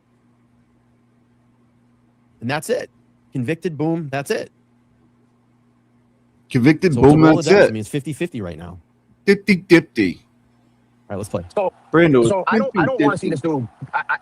After really thinking on it and I don't watch him anymore. I listen to his mouth anymore. So I guess my hatred for him kind of simmered a little bit. I definitely think he's a piece of shit with his mouth. He got a big mouth, and so my point is I don't want. Oh, Jimmy, you got that spider web on your elbow there, dude.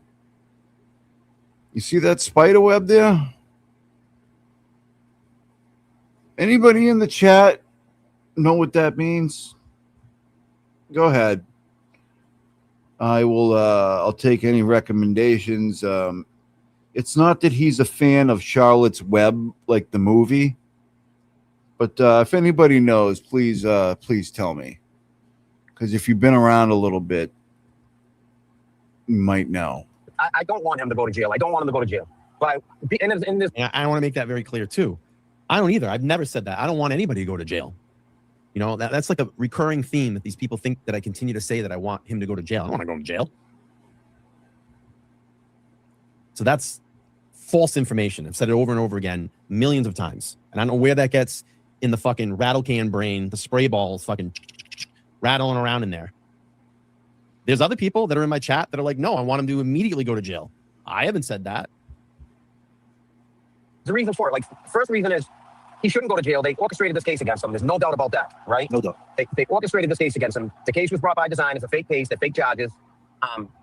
And we need him. Nobody got it yet, huh? We need him to win. We need him to win. We don't want him to get convicted. As much hatred as you have for him, anybody has for him, as much as you dislike him, even if the word hate is too strong, you don't want him to go to jail because it's a dangerous conviction. No, it's dangerous not. for our rights. No. Because after that, No.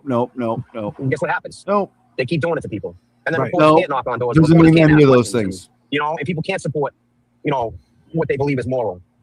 So Yeah, I'll tell you, on the other hand, I feel like I feel like I've said that, man. This No. constitutional law was in place, far before all of this. Not shit. around here, And, it doesn't. It's there to protect us, not Around here, it's something different. to challenge it. right. Right. Jay Becker. Melanie hold on. Fox. Give me 1 second. Jay Becker, how many times did you say was his intent going to the LAX game, whatever? You might have water on the brain. Definitely don't have water on my brain. Melanie Just because Fox. my opinion of him going to that game, that intent, my opinion is that he was going there to stand up to And them. I ain't saying that, but like I know a lot of people. No, Melanie Fox got it, but I don't know that for sure. It could just be one of those things he got when he was younger. Who knows? Does not mean that that's what the jury's going to think. I don't understand where does my opinion make the ruling? And that's what Jimmy's trying to say. Jimmy's trying to say that this ain't right. But the way the court is framing it up, he's in deep shit. That's the part you guys got to get understand. No one's saying that we want him to go to jail. We could give you 100 reasons on why he shouldn't go to jail. The question is, they're not backing off, and they're not going to stop until they get a conviction. I mean, personally, I think he is in deep shit. I don't want to go to jail, but I personally think he's in Yeah, deep shit. sure you don't. And I think it's the reality of it starting to kind of hit him a little bit. You know, you got a trial that's just a couple months away. And I've been saying this too, man. Focus on your case. Don't worry about what me, Crawford, JFK are doing. Yep. You know, Steven. I don't know. Yeah, Start breaking it down, I guess. Here we go. This is what he's up against, and that's the fucking reality.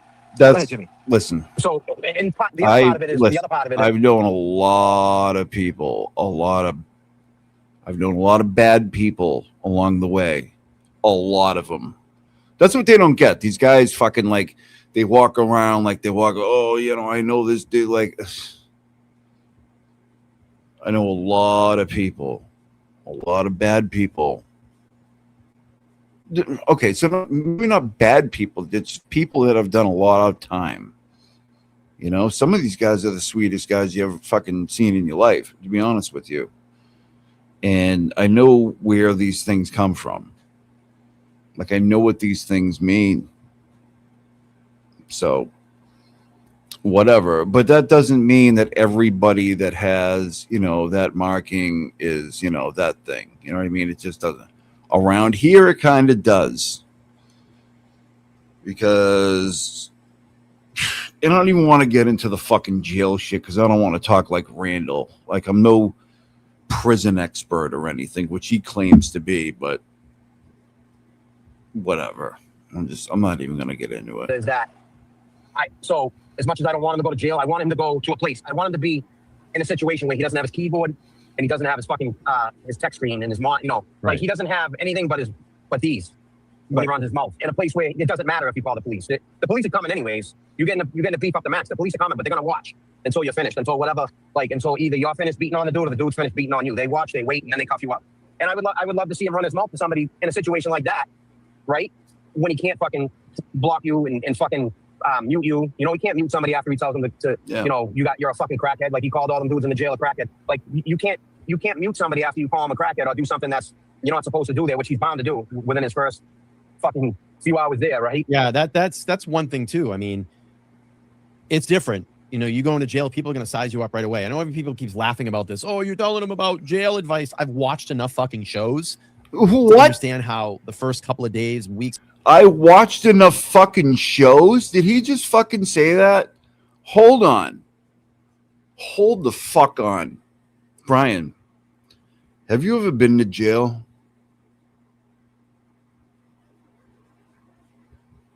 Brian, have you ever been thrown in the hole?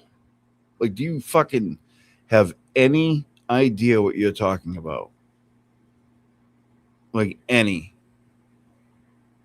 Because you need to fucking stop. I've watched enough shows. Hold the fuck on. We're going to go back to it. 6 months, years of jail is. I mean, they test you right away. First fucking Listen, that's one thing too. I mean, you go into jail, people are going to size you up right away. I know every people keeps laughing about this. Oh, you're telling them about jail advice. I've watched enough fucking shows to understand. I've watched enough shows. Brando, hey, we got a live one over here. Come on. All right, we'll be here in a minute. What the fuck are you talking about? Enough shows? Motherfucker. Oh my God. Just forget it. Understand how the first couple of days, weeks, months, years of jail is. I mean, they test you right away. And who knows? Maybe he goes in there and someone fucking sees him right away and they're like, all right, there he is. Let's go. You know what fucking... You know what fucking jail is like for the first fucking, like when you go into fucking Newman? Half the jail is fucking dead on the floor, dope sick. Okay? Nobody's fucking moving a muscle, right? Everybody's worried about like fucking if they're going to get out in 24 hours or 48 hours, if someone's going to bail them out. Like Newman is fucking, it's just sad, man. Okay? You ever been to Cambridge on the 22nd floor? Huh? In Newman? I have. That fucking sucks. In the dead of summer, oh man. Nobody's, I'm sure there has been, but nobody's fighting each other. Everybody's looking at each other like fucking, hey, can you maybe give me a little advice on this because you've been fucking here a million times? Or there's dudes just dead dope sick on the floor because they just got there and they fucking, they've been doing dope for fucking years, but they finally got caught. People are looking yellow. People are looking gray. People are fucking crying in the fucking corner because they don't know if they're going to get out. Newman is not. I'm going down a rabbit hole. This motherfucker doesn't know what he's talking about. And that's what I want him to face. You know what I'm saying? I don't want to see him go to jail. I don't want to see him, go to jail and the McAllister win. And like, I don't want to see that. I don't. But I just would like to get him to get a reality check. That's all. Well, because of his mouth. He says What's a reality check? Well, he hides behind the First Amendment. You can say whatever you want. Yeah, reality check. I just want him to go to prison for a bit. That's all. It's a good reality check. And listen, I'm gonna try to be I'm gonna be as sensitive to the situation. Because you and I have talked and we've had a lot of conversations. Do you get tested? Do you get tested right away? Do people test you? No, fucking, and whatever, man. Fucking fight somebody, dude. Nobody's testing you right when you get into fucking Newman. Everybody's confused. Everybody's worried about getting out. Everybody's worried about coming to fucking bail them out. Like most of the people, like, I didn't do shit. Most of the people did do shit. But they're looking to get out. Like, they're spending their time on that. When you go into Newman, you're confused. You're not sure what's going on. You're making phone calls. You're next to the phone. Like, you're looking for the fucking white shirts to fucking help you make phone calls and shit. It's not the fighting portion of fucking jail, dude, okay? It's just not. Let us know. Do people test you? On the internet, right? Yeah, like that. It's just wait, not so bad. So I thought you seen all the shows, Brian. All the shows didn't tell you that? bad. And it shouldn't, because it's so fucking stupid. Is when they call you Randall. Like, I know you my whole life since we were little kids. I didn't even think when we were capping on each other back then, walking to the bus or going through bars. I named him Randall. Listen, I've taken ownership of many names, but one of them is Randall. The other one is Cryford. I've also, Turtle Dove is also mine. You need to call me before you use it. They're trademarked. And a lot of other ones. So why is he crying about fucking Randall right now? Austin, like bouncing around through the train and, just being punks out there, running around as many times as we did. I don't think anyone's ever said that to you. Like, that never even crossed our minds. Like, where do these people get that from, Randall? That's not your name. No, that's not your fucking name. So, like, that's just fucking, I don't know. But some people, but to that, it's like Jimmy and James, right? Some people name Randy, their real name is Randall. Mine's not. I know that. No, your real name is Randall. You showed me your card, the card you have. It is what it is. That shit don't bother me. But see, that stuff don't bother me. Yeah. But it's the fake, the lies, it's the pile-on. It's like if one or two people say, but when you got 10 channels and you form a gang mentality where everyone. Welcome, Renee. Looking good. Well, I really got my money's worth out of fucking Randall, did I not? I paid nothing for it. Dude. Fucking looking good, Renee. Look at that photo. Look at the smile.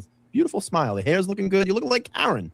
Like Karen there. Look at that. Looking good. Karen. You're looking good with the hair, with the twist. But he's like attack. Now your intentions are different. You're trying to hurt. What are you talking about? What I mean? And so there's like, we had like, there's no question that Make me sometimes fucking find Randall right now. The birth of Randall. I'm going to find it. You got to give me a minute. 10 different channels. Congratulations. Look at this. Renee, congratulations. Look at this. Going strong with her new kidney. That's great. Give her some love in the chat. Look at that. She's Look at amazing, Karen. right? She looks great. Look at that photo. Karen. Isn't she beautiful? She's a beautiful woman. Give her some love. Brian, in the chat. relax, you fucking Give her some weirdo. love in the chat. Look at that. Freakazoid. I love it. Jesus. Oh, you're welcome, sweetheart. Ooh. Whoa, Give her dude. some love. Give her some love in the chat. At a time going at us. You go from Brian. this channel to the next channel to the next channel, and we're What the the topic of fuck, conversation. So man? at that point, is it the internet or is it them trying to really hurt you? Are you And trying the question to? is, I just think there's Oh no safe my space for gosh. disrespect, for throwing people's real names out there.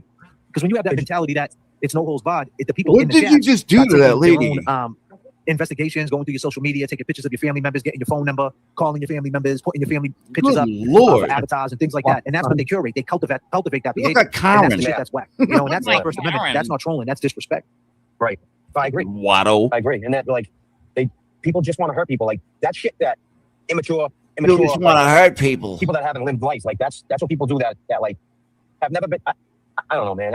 I don't have to hurt anybody anymore, man. I just don't want to hurt people. It's just not. Well, that ain't then cool, man. fucking don't That's hurt not- that's people, not what cool dude. kids do. They don't So hurt did you help people. did you hear the soundbite when we played TP said he wants to get a hotel? He can't make it into She you hear this? doesn't You like hear that. that? what? We're Now happy. I She's wanna hurt still people. wants Dedham. Yeah, I can hear that. Who would want I didn't hear it before. No, Dedham's easy to get to. There's no traffic in Dedham. I think everyone wants it to be in Dedham except for the but they don't give a fuck what's The easier Cosgrove for you to wants get it in to. Dedham. Who would want it in Dedham? Dedham's easy to get to. There's no traffic, right? Whereas, like, This guy, man, like he can't drive anywhere, and you're gonna hear it in this podcast when we come up. And he gets kind of like, I don't know, he's just like Abington. It's like, God, just get in your car and drive, man. So afraid to drive anywhere. Oh, it's like a big inconvenience. It's just like his the golf outing, you know, it was like in Paxton. It's like right near his house. He can't drive anywhere. Surprised he even drove down to what was it, Virginia, when he went to go to do the Timcast show. I know, right? Like downtown Boston is pain in the ass. it's almost like That's he where doesn't they mind want it. driving. Drive, bro. I'm not going to the courthouse in Dedham. You Ooh. know, it's much better. Like So, Aaron. anyway, You look if we like want to try ours, Karen. which we have to be prepared for. We have to be prepared for being in Boston, which requires long-term stay, and I have to put Bederow up as well. So that's Fucking going to be man. You easy. know what that means? That means that What a I'm going to goofy place the bill fuck. on all my supporters. easy. You look like between Karen. the two of us, I don't know, 12, 13 grand, something like that. Bitch, Stay in a you look hotel for a like month, Karen. but you have no choice. I Yeah, can't we commute got in. some of them donations. You won't get there in time, and I like can't. when you're on I trial, can't. that's your life. You're like away from home. You're literally strategizing every day. I'm gonna get away from home. I'll go home on the weekends probably. Trying to like build it up like the Karen case. Karen. You know, that's what I get here. He's trying to build it up like I'm going to be in a hotel, and I was like, oh, you're going to be staying at the Army? Is that where you're going to be in Boston? The Army? Where did he come up You're with away this from home accent? for like a month, bro. Come on. It's not like Karen. You're not defending Not like yourself against Karen. murder. See the kids, spend time with them, What the fuck is all wrong that with stuff. him? Go to soccer games, all that shit, all that good stuff. By then it'll be December. Who It's gonna told be a him to good change period his accent? with, Who told him? Soccer will be Very over. Basketball strange. hasn't begun yet. Basketball starts in Not like Karen. But You ain't God. Karen. we'll see. We'll see. I don't know how long a jury's gonna take to be picked. I would assume a lot of people know who I am or heard of me at least, and especially the Norfolk County jury, which I'm constitutionally entitled to. And I want a Norfolk County jury. I don't want a Suffolk County jury. I'm sure plenty of people in Suffolk County know me, but the fact of the matter is, the Congresswoman from Suffolk County, Nobody is knows manifesting. you. And how did she get there? What are you The talking people about? from the jury pool elected her, and the mayor of Boston is Michelle Wu. Karen. Michelle Wu, and she won with like 75% of the vote or something. And that's where the jury pool comes from. And I could list other elected officials there that have crapped on, and they're all elected by my jury pool. The odds of getting someone on my jury pool who doesn't like me, based on previous stuff I've written prior to Cameron Reed, Yep, is extremely high. he's right. And I He's can't. fucked, and he Why knows would I do that? Okay. Why would I do that? Yeah, but he has a right to. Okay. He has a right to. He has a right to a Norfolk County jury. He's going to get a Norfolk County jury. Absolutely 1 million %. He's going to get a Norfolk County jury. Yeah, exactly. I don't know what he's even pondering about. The judge even said it. We can call jurors in from Norfolk County if the defendant would like. You know, he said that if Yeah. the defendant would like. But So, the reason why I that's- played that clip, it sounds like the trial is looming, and he's definitely. It seems like it's putting Yeah. pressure on him. Oh yeah, You know what I mean? yeah, man. He's got it. December's coming fast. I was saying that in January. I was telling people. I told Mike and I from Young Jerks. had a Yeah, Mike conversation and I from the Young Um, Jerks are fucking. when Mike was well, like when he was going through the thick of it, and I was like, Mike,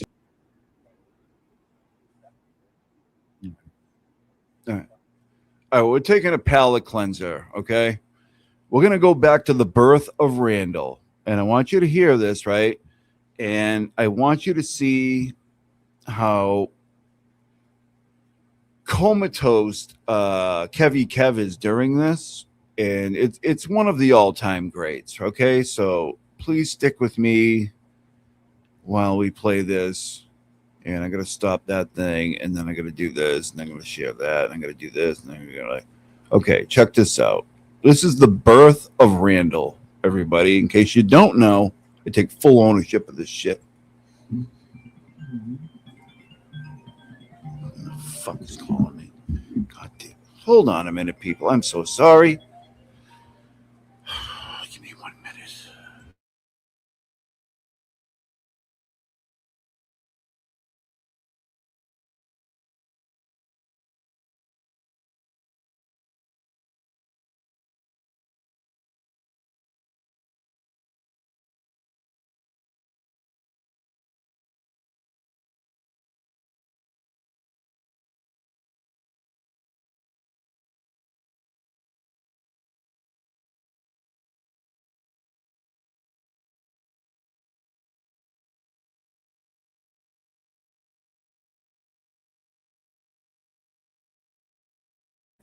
Sorry about that. I had to take that call. But this is the birth of Randall, everybody, in case you didn't know. Okay? All right, here we go. What's your name, Randall? Randall, my name What's is your name? Randall. My name ain't Randall, so you said my name wrong. Isn't it Randall? Oh no, Oh my God, he hated that shit. Can you make that shit up? shit up. My name ain't Randall, so you said my name wrong. Isn't it Randy? It's Randy, buddy. Yeah, just like Oh, Randall. Andrew? Andrew, yeah. Macho Man Randy? Yeah, buddy. Yeah, yeah. You snapping to a Slim Jim? Yeah. Do you?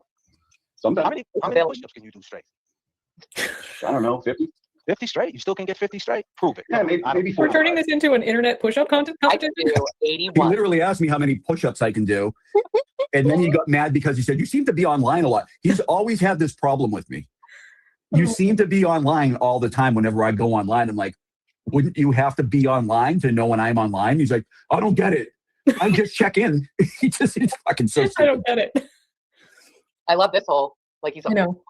Oh, you say. Oh, you're pronouncing Randall wrong. Oh, I could do 50 easy. That's like. Oh, yeah, I fucking guess. 50 That's is rough. I could do I ain't 1,000. Debbie Kev doing. I'm fucking turning the camera on Go ahead, turn it on, buddy. What are you doing right now? He has a hard time with stand-ups. Right now, man. right now. You're funny. No, I'm yours. No, I'm a couple years old. He does one sit down every day. I act like an old guy online, but I'm actually not that old. So, Right. So anyways, JFK, it was really good talking to you. Damn. Glad we got some stuff straightened out. I mean, hey, I just don't see where, be asking for an apology, right? Me and my friends asking for an Dude, apology. why would you ask me for an apology? I'm not JFK, asking you. Like, I'm why not would I ask asking you? you. Hey, listen, I want you to ask James for an apology. Like, why would I ask that? No, but I'm I'm not talking to asking you. But listen, you're all spun out. I'm not asking you. I want to know why you think it's a problem if I go to a court date and ask somebody for an apology. It's not. Right. So what's You can go to a court date and ask everything. Well, that's the first time that he said what he's going to show up and ask him for an apology. No. An apology isn't asking a question. The problem is you say a bunch of other shit besides What that. other shit? I say a lot of shit. So what? And they say a lot of shit, and they're getting all Yeah, bent out of yeah. shape. So there you go. You just said it, bud. Yeah, but You I'm not just said accusing nobody. I'm not accusing nobody of a fucking murder. it. Huh? I'm not accusing nobody of murder like they do. I'm not calling people bitches and pussies. Of a I'm calling murder? people yes, that's what they did. That you don't know What are you talking about? Come on. See, here we go. You know what I'm talking about. What they said. They Yeah, said that. That is your biggest thing, and I have nothing to do with it, buddy. Okay? Accusing somebody of murder? Where did that even come You from? accuse somebody of murder. That's I have nothing to do with that. So we don't have. Is stupid April here? Well, we don't. Oh, she's But here. you should defend that, though. I would think that you. I should defend that. Yeah, I should defend that. I would think that you would think that was fucked up. If someone's girlfriend died of a bad liver, and someone's saying that she overdosed behind the drugs you gave her, and that is possibly you gave it to her, and that you're responsible. You are talking about shit somebody else completely said about somebody else that you know. What are you talking about? Why are we It's talking? all secondhand That's what your information. boy said. That's what all your friends said. My boy. Yeah. Boy. Yeah. Sure. Okay. Yeah.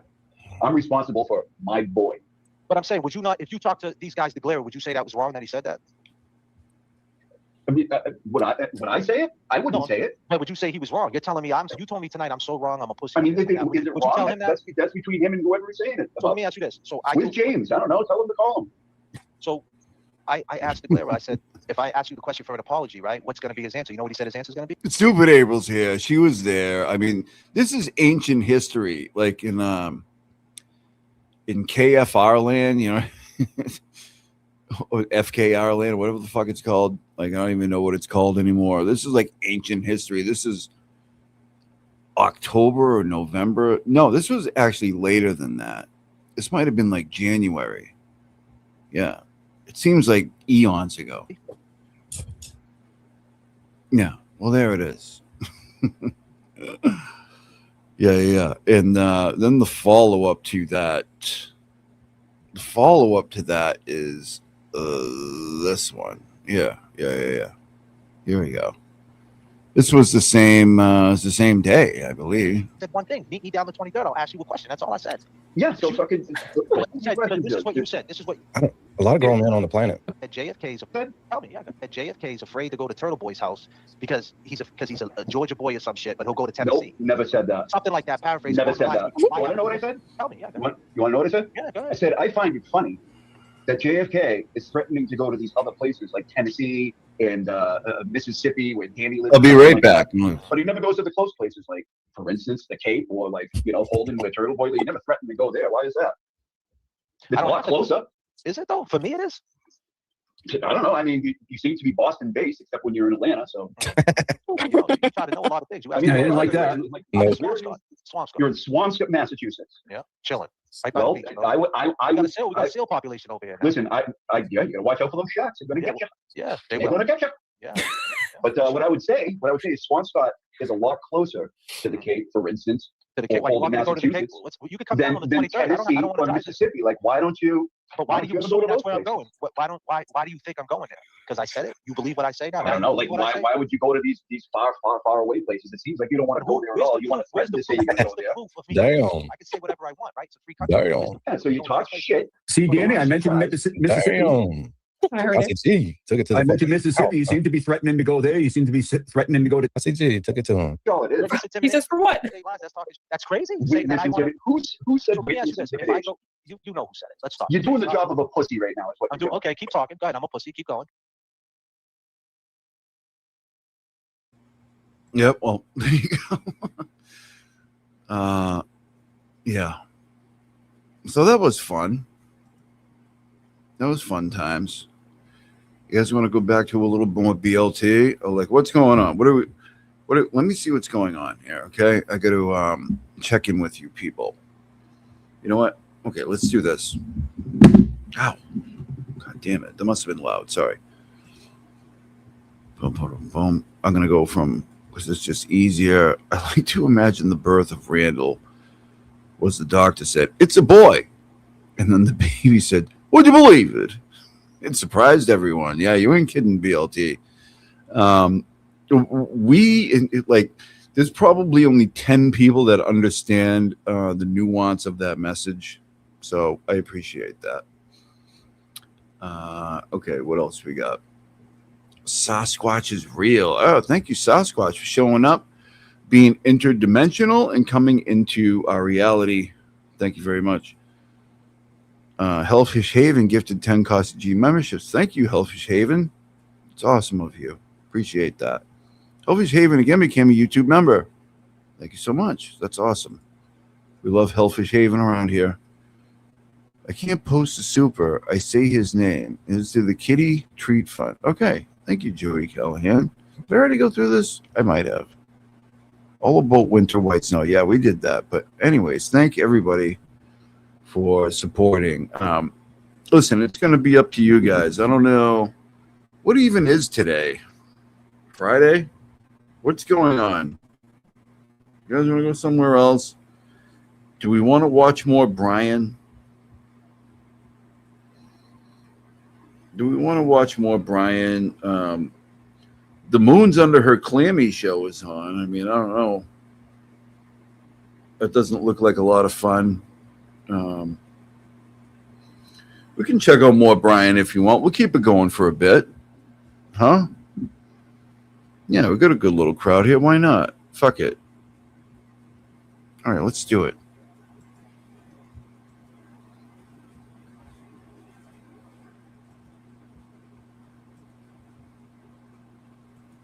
Here it is. That's been 6 months since then. Just like that. So just like that, we're going to be in December, and his trial's going to be started. Just like that. Might get continued again. I don't know. It seems like he's trying to stay on the track, but I don't see it getting continued. I think the Gallups want to fry his ass. Do you think they come to him with a plea?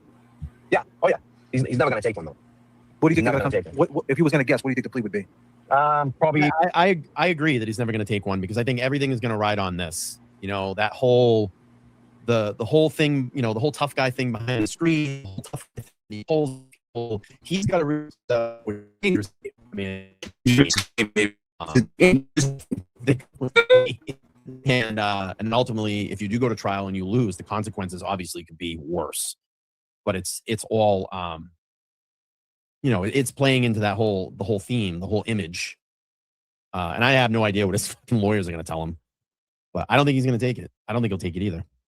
I don't. I think he's going to go all the way with it. It's going to be a lot of money. It's the business model. I mean,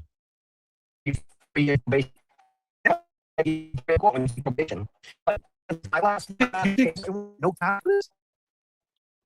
What do you stipulations will be like these? Right. And then another word about that. How much money does this guy have for lawyers to keep fighting for him? Eventually, Probation's going to get sick of it. Probation's a different animal though, because it's not your right. It's not your right. Yeah, you're done. You're bound by their rules. True. It's a privilege. Yep. So like probation in Superior Court now, bro. Since like I don't know, it's been this way for like I think like it was when I did my first state bid. So when you get probation in state court now, there's no suspended sentence. You don't get a suspended sentence in Massachusetts in Superior Court. Real quick, just want to address this Venmo. Thank you, James. He said pay $20. Thank you so much. He says, why do I believe I'm blocked? AS Sparky 2992. I don't know. I don't see you up there. I haven't seen you in the chat. I mean, I certainly can check later. But thanks for the 20. I don't have time to do it right now. But try to chat. See if you come up in the chat. Hey, you guys we'll play a little bit more of this and then in about Jesus Christ 7 to 8 minutes. I stepped away for 2 seconds, put my earphone. Is it beep? Is it glitching? Like I'm getting pissed at this internet issue. Pay a fortune for this thing. God damn it. I hope it's better now. Let me know the minute it happens again, if it does. Okay. We'll get to that interview that just dropped the other day. Yeah, probation, right? And then if you violate it, like my last cases, I got charged with two. I got indicted for armed robbery and what was the other one? Confining for the purposes of stealing from a depository. It carries a life sentence if you're found guilty. So I had 2 life sentence felonies. Armed robbery carries up to life, and confining or intimidating. Oh, intimidating was in there too.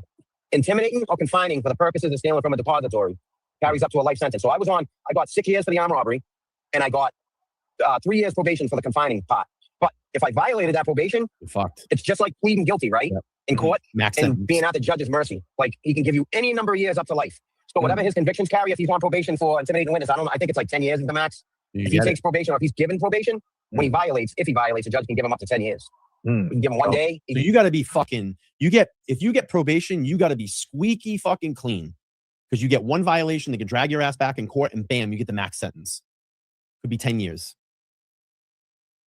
So, I mean, that's crazy. Give him. So basically, what you're saying is he can get 2 years probation, but just because it's 2 years probation doesn't mean he's not looking at a 10-piece. Yep. And do you think? Right. If he violates it. Wow. I mean, what do you guys think? Do you think that they would, put a restriction on him, being all over the internet? And that could be anything. I mean, he goes back on his show or shows up at someone's house. You're on probation. That could be major. Any little violation like that. Someone calls the PO, someone calls the police department, bam, you're dragged back in, cuffs, in front of the judge, 10-year max sentence. See you later. Have a good life. Could be that. Exactly. Grounds, man. It is a constitutional right. Yeah, maybe since his crimes, if he pleads guilty and admits to all this, you're admitting to intimidating people through the social media and through But that would kill him. That would kill him in the legal trial. Defamation. If he pleads guilty, he's done. Well, I mean, what about? I mean, now didn't he just get indicted for cyberbullying? Yeah, which I don't understand how Cosgrove is not trying to revoke his bail for that. Okay, but so what would exactly happen? How would they, if they were going to revoke his bail, how would they go about it? Would they put a warrant out for him or just send him a summons? Or would they just wait for his next court date? Cosgrove seems to always wait for the next court date and then waits till the end and hits him with a surprise, right? That's what he's going to do, huh? That's how he's going to sneak his ass. Yeah. So he's going to leave him in limbo. He's going to leave him in limbo. Yeah, he's going to let him suffer. He's going to let him suffer and think about it. And then he's going to probably stand up and say, Your Honor, by the way, if these crimes were committed, if the dates of these crimes alleged were before, they weren't before all this, before he was given the bail, then they can violate him if they're, yeah, we were supposedly afterwards. So he's fucked. Like they could have done without bail. For up to, I forget what it is in Superior Court. No, so that's one way he could do it the old school way. You're in limbo. You got a court date coming. They know you're coming in. You walk in the courthouse. Everything's feel weird. You're fucking the court officers are lurking around you and shit. You're like, yo, why is this fucking white shirt hanging around me so much today? Yeah, that's a very good point too. And it doesn't matter who you get for a PO, 100%. Some are a little bit more lenient. Some are a little bit more strict. You know, what policies do they follow? I've heard about that too. So yeah.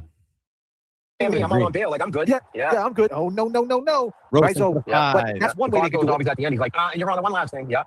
So that's Thank you one so way they much. could do it. What's the other way they could do it? He can put a Could motion they- to revoke his bail and get the next court date. Get a court date. Like, he can ask for a quick court date. Now, You this know? charge was Yeah, Is that a painting? Do you paint? You can see that. Is that something you bought or something you did? Elisa, is that a painting? What are you doing there? Painting? Rose, thank you so much for the 5. Elisa, thanks for the $20 super chat. Thank you so much. I appreciate you. All right, I'll play a little bit more on this, and then we're going to go over to that interview that was just released the other day. It's a simple motion to revoke his bail. Huh? Thank you. So this charge was similar, right, to the other charge. So is that, do you think it will get revoked based on similarity? Yeah, that's why I said I don't understand how. Yeah. Oh, yeah. Yeah.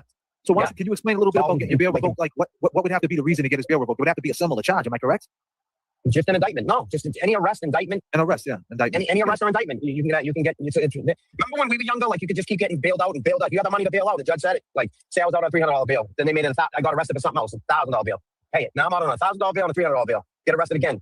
$5,000 bail. Pay it. Now you're on a 5, 1, and 3. Like, you just keep going. So you can just keep going and stack up open cases. Then they come out with this new 60-day bail warning thing where if you violate. But they may. That's the statute. They may revoke your bail. May. Yeah, you're right. They may revoke your bail. So he shows up to all his court dates. Awesome, Lauren. Thank you so He's much. not a flight risk. He got no criminal record. You got to think about He's committing new crimes. But he committed a new crime that's similar to that. Allegedly.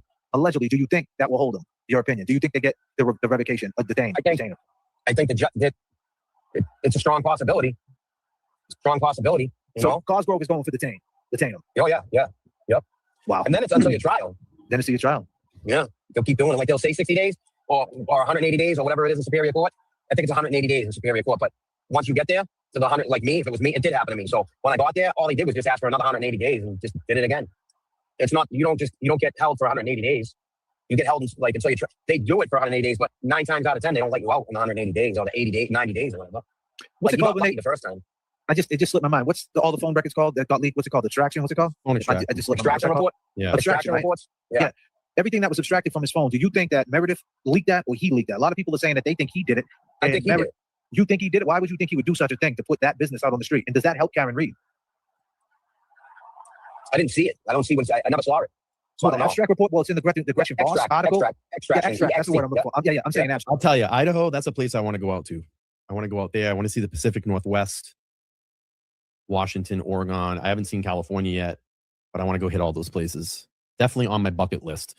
All right, let's do this. Let's flip over here. Let's flip over and watch this interview. Back out here a little bit. Let's take a little.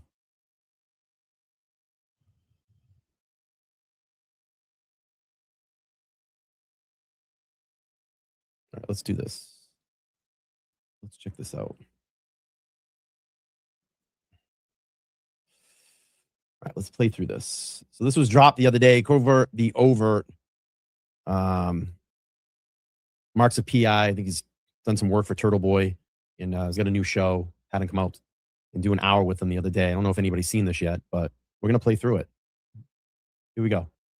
Karen Reed and me is that I chose to be here. She didn't. Right. You know, like she didn't ask to get framed for murder. Yeah. But she was. I chose to look into this. I chose to make a big spectacle out of this. I chose to, really just make my voice heard and make sure that the story was told. All right. Welcome back to the Covert to Overt Show. I'm your host, Mark Chiappetta. And today I got a really cool guest, Mr. Aiden Carney, a.k.a. Turtle Boy. Welcome to the show. All right. Thanks for having me, Mark. Yeah, I appreciate you taking the ride, coming down. Your celebrity is high now, so I feel extremely honored to have you gracing us here in the studio. My pleasure. It's not an easy ride getting to Abington, but Yeah, right. especially in the rain. But Especially in the rain. made it happen. We're a little late. I'm a little late. I know, but Abington, come on, bro. Worcester to Abington. What is that? Like 45 minutes? I just want to boost up the sound here. Hang on a second. I know. God forbid you had to drive, right?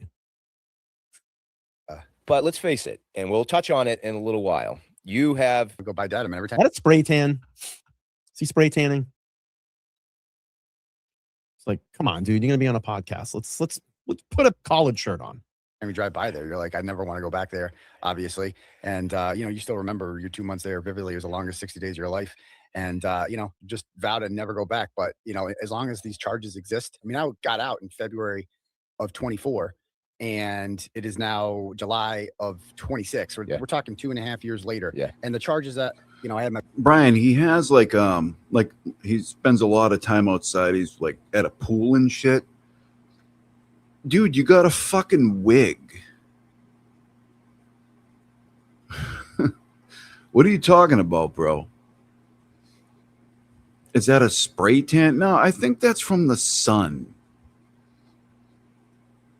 You sitting up here with your wig, acting like you're better than? I don't know, Bri. I don't know if that's the lane you should be in, but your girl's down here again. She looks like Karen. My bail revoked for, it still exists. And therefore, the bail still exists. And as long as the bail exists, then the bail can be revoked at any point. And there's no shortage of people What's out up, there Kings? who are actively trying to get your bail revoked at all times because it's just like a sick game for some of these people. I was indicted last week in New Jersey, of all places, a state, a part of the state I've never been to, right? With a person I've never met, because I wrote about them 9 months ago about something they did to 1 Polo. minute. I wrote about her and I talked about her on my show and I did what I always do. I make fun of them and you know what I mean? I call them out I expose them. Right. And I was indicted for cyber harassment for that. And I still don't know what happened or how this came to be. But the fact that people are out there like that are constantly trying to get you jammed up while you're out on bail, like you're weak when you're out on bail because anything, you know, they kind of got you by the balls. Like they can do, they know that you're in a position where you can't really be yourself and fight back how you normally would because you're on bail and you got to be careful. All right, we're gonna go to. Wait a minute.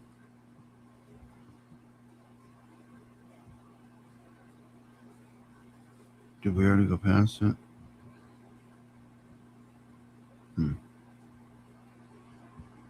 Maybe it goes the other way.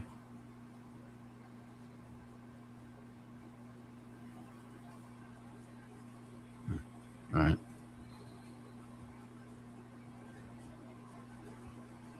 And the numbers go down from here. Okay, I don't know. I know what channels you watch. You can't be this dumb. Shane, are you this dumb? You can't be this dumb. You can't be this dumb. And this one can't be that dumb either. You know what? Let's do this. Let's have them take a ride on the fucking roller coaster tonight. Have a good night. I love doing streams like this because what it does is it flushes them all out. And then I just say, goodbye. Put on the roller coaster forever. Have a good ride. Let's go. You know, he's got a picture of me on there and he's like, this scumbag works at this public high school, Oh, Shepherd Hill. boy. Go No, contact them, put no. their contact I know. info. It's terrible, And isn't I'm it? CC'd Not on like all you've these never done emails that. from all these Buffalo fans saying this guy's a scumbag. And he made some stuff up too. He's like, he went to the game. Nice. I'm glad he jerking did. off on like on a girl behind him. Like, I'll Did read. he call me the three-headed monster again? Me, Nan, and Mike Crawford? Are we the three-headed monster? What did he have to say? I love it. TB, I know you're watching, buddy. Just stuff that would be like you'd be arrested and kicked out, and so none of Wait, this wait, true, wait, of course. wait, wait, I wait, was wait, at the wait. game, I was What? chirping at Hold these on. people, but like you're allowed to do that at a sports game. Yeah. I wasn't Hold beating on on a the front. second. And Hold so, on. We're the gonna go school got back. bombarded with- I know what channels you watch. You can't be this dumb. Shane, are you this dumb? You can't be this dumb.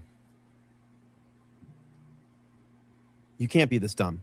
And this one can't be that dumb either. You know what? Let's do this. Let's have them take a ride on the fucking roller coaster tonight. Have a good night. I love doing streams like this because what it does is it flushes them all out. And then I just say, goodbye. Put on the roller coaster forever. Have a good ride. Let's go. You know, he's got a picture of me on there, and he's like, this scumbag works at this public high school, Oh, Shepherd Hill. boy. Go No, contact them, put no. their contact I know. info. Terrible, And isn't I'm it? CC'd Not on all like these you've never done emails that. from all these Buffalo fans saying this guy's a scumbag, and he made some stuff up too. He's like, he went to the game, and he Nice. was I'm glad he jerking did. off on like on a girl behind him. Like, I'll Did read. he call me the three-headed monster again? Me, Nan, and Mike Crawford? Are we the three-headed monster? What did he have to say? I love it. TB, I know you're watching, buddy. Just stuff that would be like you'd be arrested and kicked out. Hold and on. so none of Hold it's on. come back. And he made some stuff up too. He's like, he went to the game. And he Nice. was I'm glad he jerking did. off on like on a girl behind him. Like, I'll Did he read. call me the three-headed monster again? Me, Nan, and Mike Crawford? Are we the three-headed monster? No. You're definitely not the three-headed monster. It's not you or Crawford at all. We know who the three-headed monster is. It has nothing to do with you. What did he have to say? I love it. TB, I know you're watching, buddy. Ooh. Did you see that Motion? Hold on a second. We got to examine this fucking shit. We got to examine. Even Brando's coming back for. Even Brando just showed up for this one. We got to check that out. Hold on. Just stuff that would be like you'd be arrested and kicked out, and so none of it's true, of course. I was at the game. I was chirping at these people, but like you're allowed to do that at a sports game. Yeah. I was indeed behind the blog. And so the school got bombarded with I'm going after him. I love these fucking people, dude. You need to wake up, man. All the people going after Tybee now. Going after him. We're kissing his ass a year ago. Yeah. Are you fucking serious? Are you serious? Seriously. I think you need to go back. Did he do it and yet? Did he do it yet? I think some of his shit. I know. Actually, I know you watch it. You're just being dumb. The fucking the spray ball. The spray ball is the spray. rattling What? in your head. Spray ball? right What the now. fuck is he talking about? Hold on. Emails. And Love this is a school where that had been in the news in the past, and they want to avoid controversy because there's a teacher. If you look her up, her name is Amber Jennings, and she was right before I got there. Hot smoke show, 30-year-old teacher had sex with a 15-year-old student. Oh boy. And she was arrested for it. And so Shepherd Hill was in the business of Did Brian do the fucking blowjob thing yet? Or did I pass it already? media I gotta see this shit. controversy at all costs. And so they don't need this. And so they bring me down there, the superintendent's there, the principal there, the union's there. No, it is. A Dudley police whatever. officers there. You're way past. All right, well, whatever. I thought he was doing a. You know, they're just. I thought he was doing one of like, those. Let me guess. Diane, let me guess. Did he call me a loser? Did he call me an idiot? Did he call me stupid? Did he tell people not to watch me? He's the problem. Is that what he did? I love it. It's just over and over and over and over and over and over and over again. Jesus Christ, Brian, relax. I love it because this is fun for me.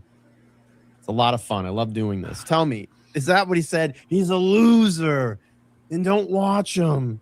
And he's No, nobody has ever said don't watch him. That's one of the things that these people always claim that they say. Don't watch him. Don't watch him. No, that's different than be called a fucking pussy or something like that. Okay? Nobody's ever said don't watch him. All you weirdos have that same deficiency in you. No, they told people not to watch me. No, they didn't. They just said you suck. That's all. stupid and Cryford. Oh, Yeah. I love it. Is that what he did? Yeah, by the way, I'm taking fucking so it's been brought up twice. I'm taking credit for Randall and Cryford. There's more, but that's since they've been brought up in the past few minutes. I love it. I love it. TB. What up, TB? I love it. You're a loser. Let's do it. We gotta just come on. Oh my Let's play the God, video for Brian, TV. stop Are it. you watching right now? I know you're watching, Aiden. Friday night. We doing it. Here we go. Passing on and make sure I take a fucking Yeah, take that thing and smash it on the fucking ground. That's what I would do too. picture. It's fucking shit. It's fucking shit. And so are you. Fucking loser. Fucking loser. That's what you are. Oh, I love this shit. Are you okay? And I'm like, been better. You know, like, because I'm getting CC'd on all these emails. I see the principals on them. I'm like, Wow. I'm just waiting for the ball to drop. You know that hurt his feelings. You know that hurt his feelings. Brian. You know that hurt your feelings. It's okay to say it. You can tell it's just me and you talking. My students have all read this article now, and it's all untrue, and I can't respond. Right. And so I'm like, they go, why don't you just, we'll put you on paid Looking leave right at me too. to give it some time, and we'll talk about what we can do about this. And so that I was on paid leave for like 3 weeks, and I went to Chicago, and my uncle lives there just to get away. And he's like, I want you to think about like what you could do besides teaching. And I'm like, you know, so he owns his own water treatment company out there, and he brought me around. He introduced me to some people he had business. What, like a water treatment thing, like when they take Brian's tears and they turn them into drinking water because there's so much of it. I was with, he's like, this guy provides me with this, and we work this out. And, you know, he's like, just trying to get me in like a business mentality. But he's like, all you wanted to do the whole time was talk about Turtle Boy. He's like, that's clearly your passion. Is like, you like doing this and you're good at it and you have a decent sized audience already. So what if you just monetized it? And I'm like, well, how do I do that? And he's like, well, you find out who's advertising in your local newspaper, and then you go to those companies because you know they have disposable income for this stuff. And you say, why don't you give me $300? I'll put your banner ad on the site. And, you know, you get 20 people like that. You're making as much as you were as a teacher. And so that's what I did. I went door to door. I got local advertisers on my site. And, you know, before I did that, I had to resolve the thing with the school. And I said, like, the union came to me and they go, they're going to try to terminate you. They go, they're not convinced they could, though. There you go, Zach. You can think about this for 1 minute and then come back, okay? Because First Amendment issues, but they believe you're behind this Turtle Boy blog. They don't care about all the other stuff about like these ridiculous allegations, but We'll be back in 1 minute. For social media posting. He'll be nicer. He'll they be think nicer. you're behind this Turtle Boy blog. They could have grounds for termination. Turtle Uncle. Wild horses.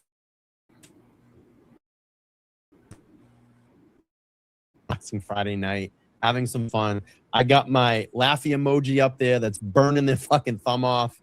I mean, you're gonna have arthritis in that thumb. You probably got a fuck is he talking about?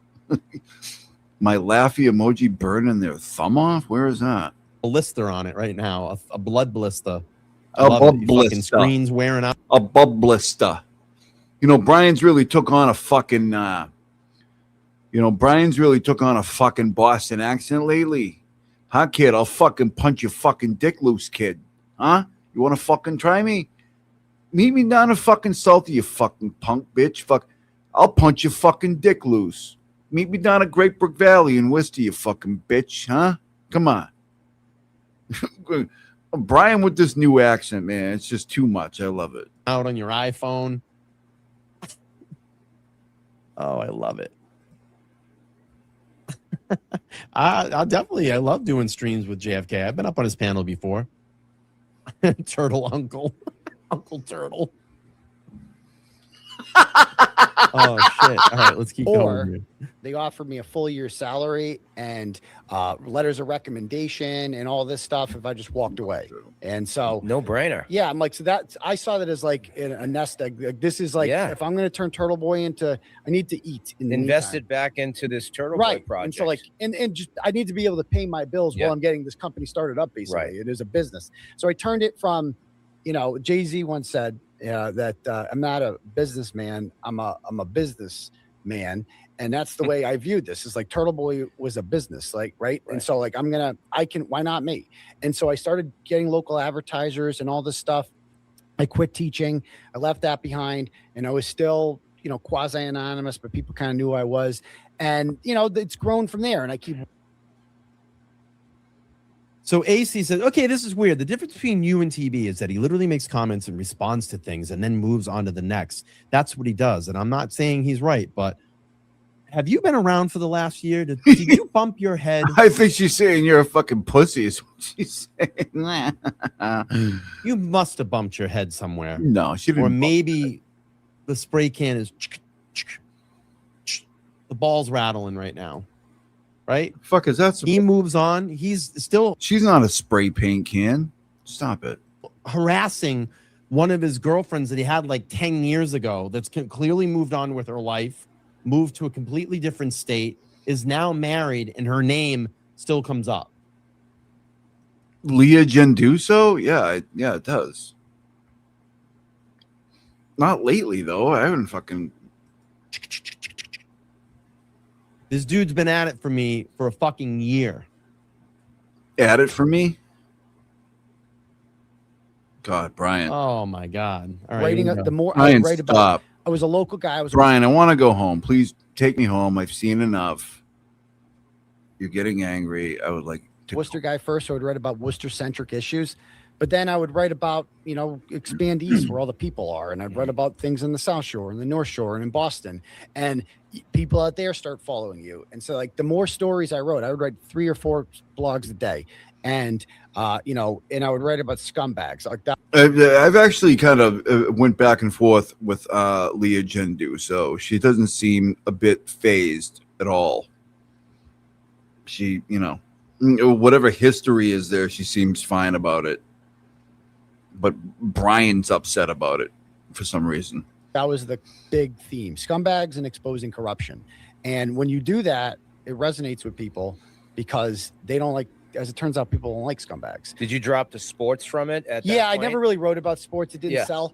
Because I would hear you on with like Jerry Callahan. I think that's when I first kind of stumbled on it. And they never really had me on to talk about sports, right? Because the Kirk and Callahan show never really seems fine. Like that's why it was the top-rated show because they didn't whatever sports. Like, I mean, I know she hates him, but you know what I mean. Like otherwise, she's not like out here like every day, like doing what this fucking puss bag does. Not even close. I used to call in a Felger and Maz, which is a sports show. Yeah.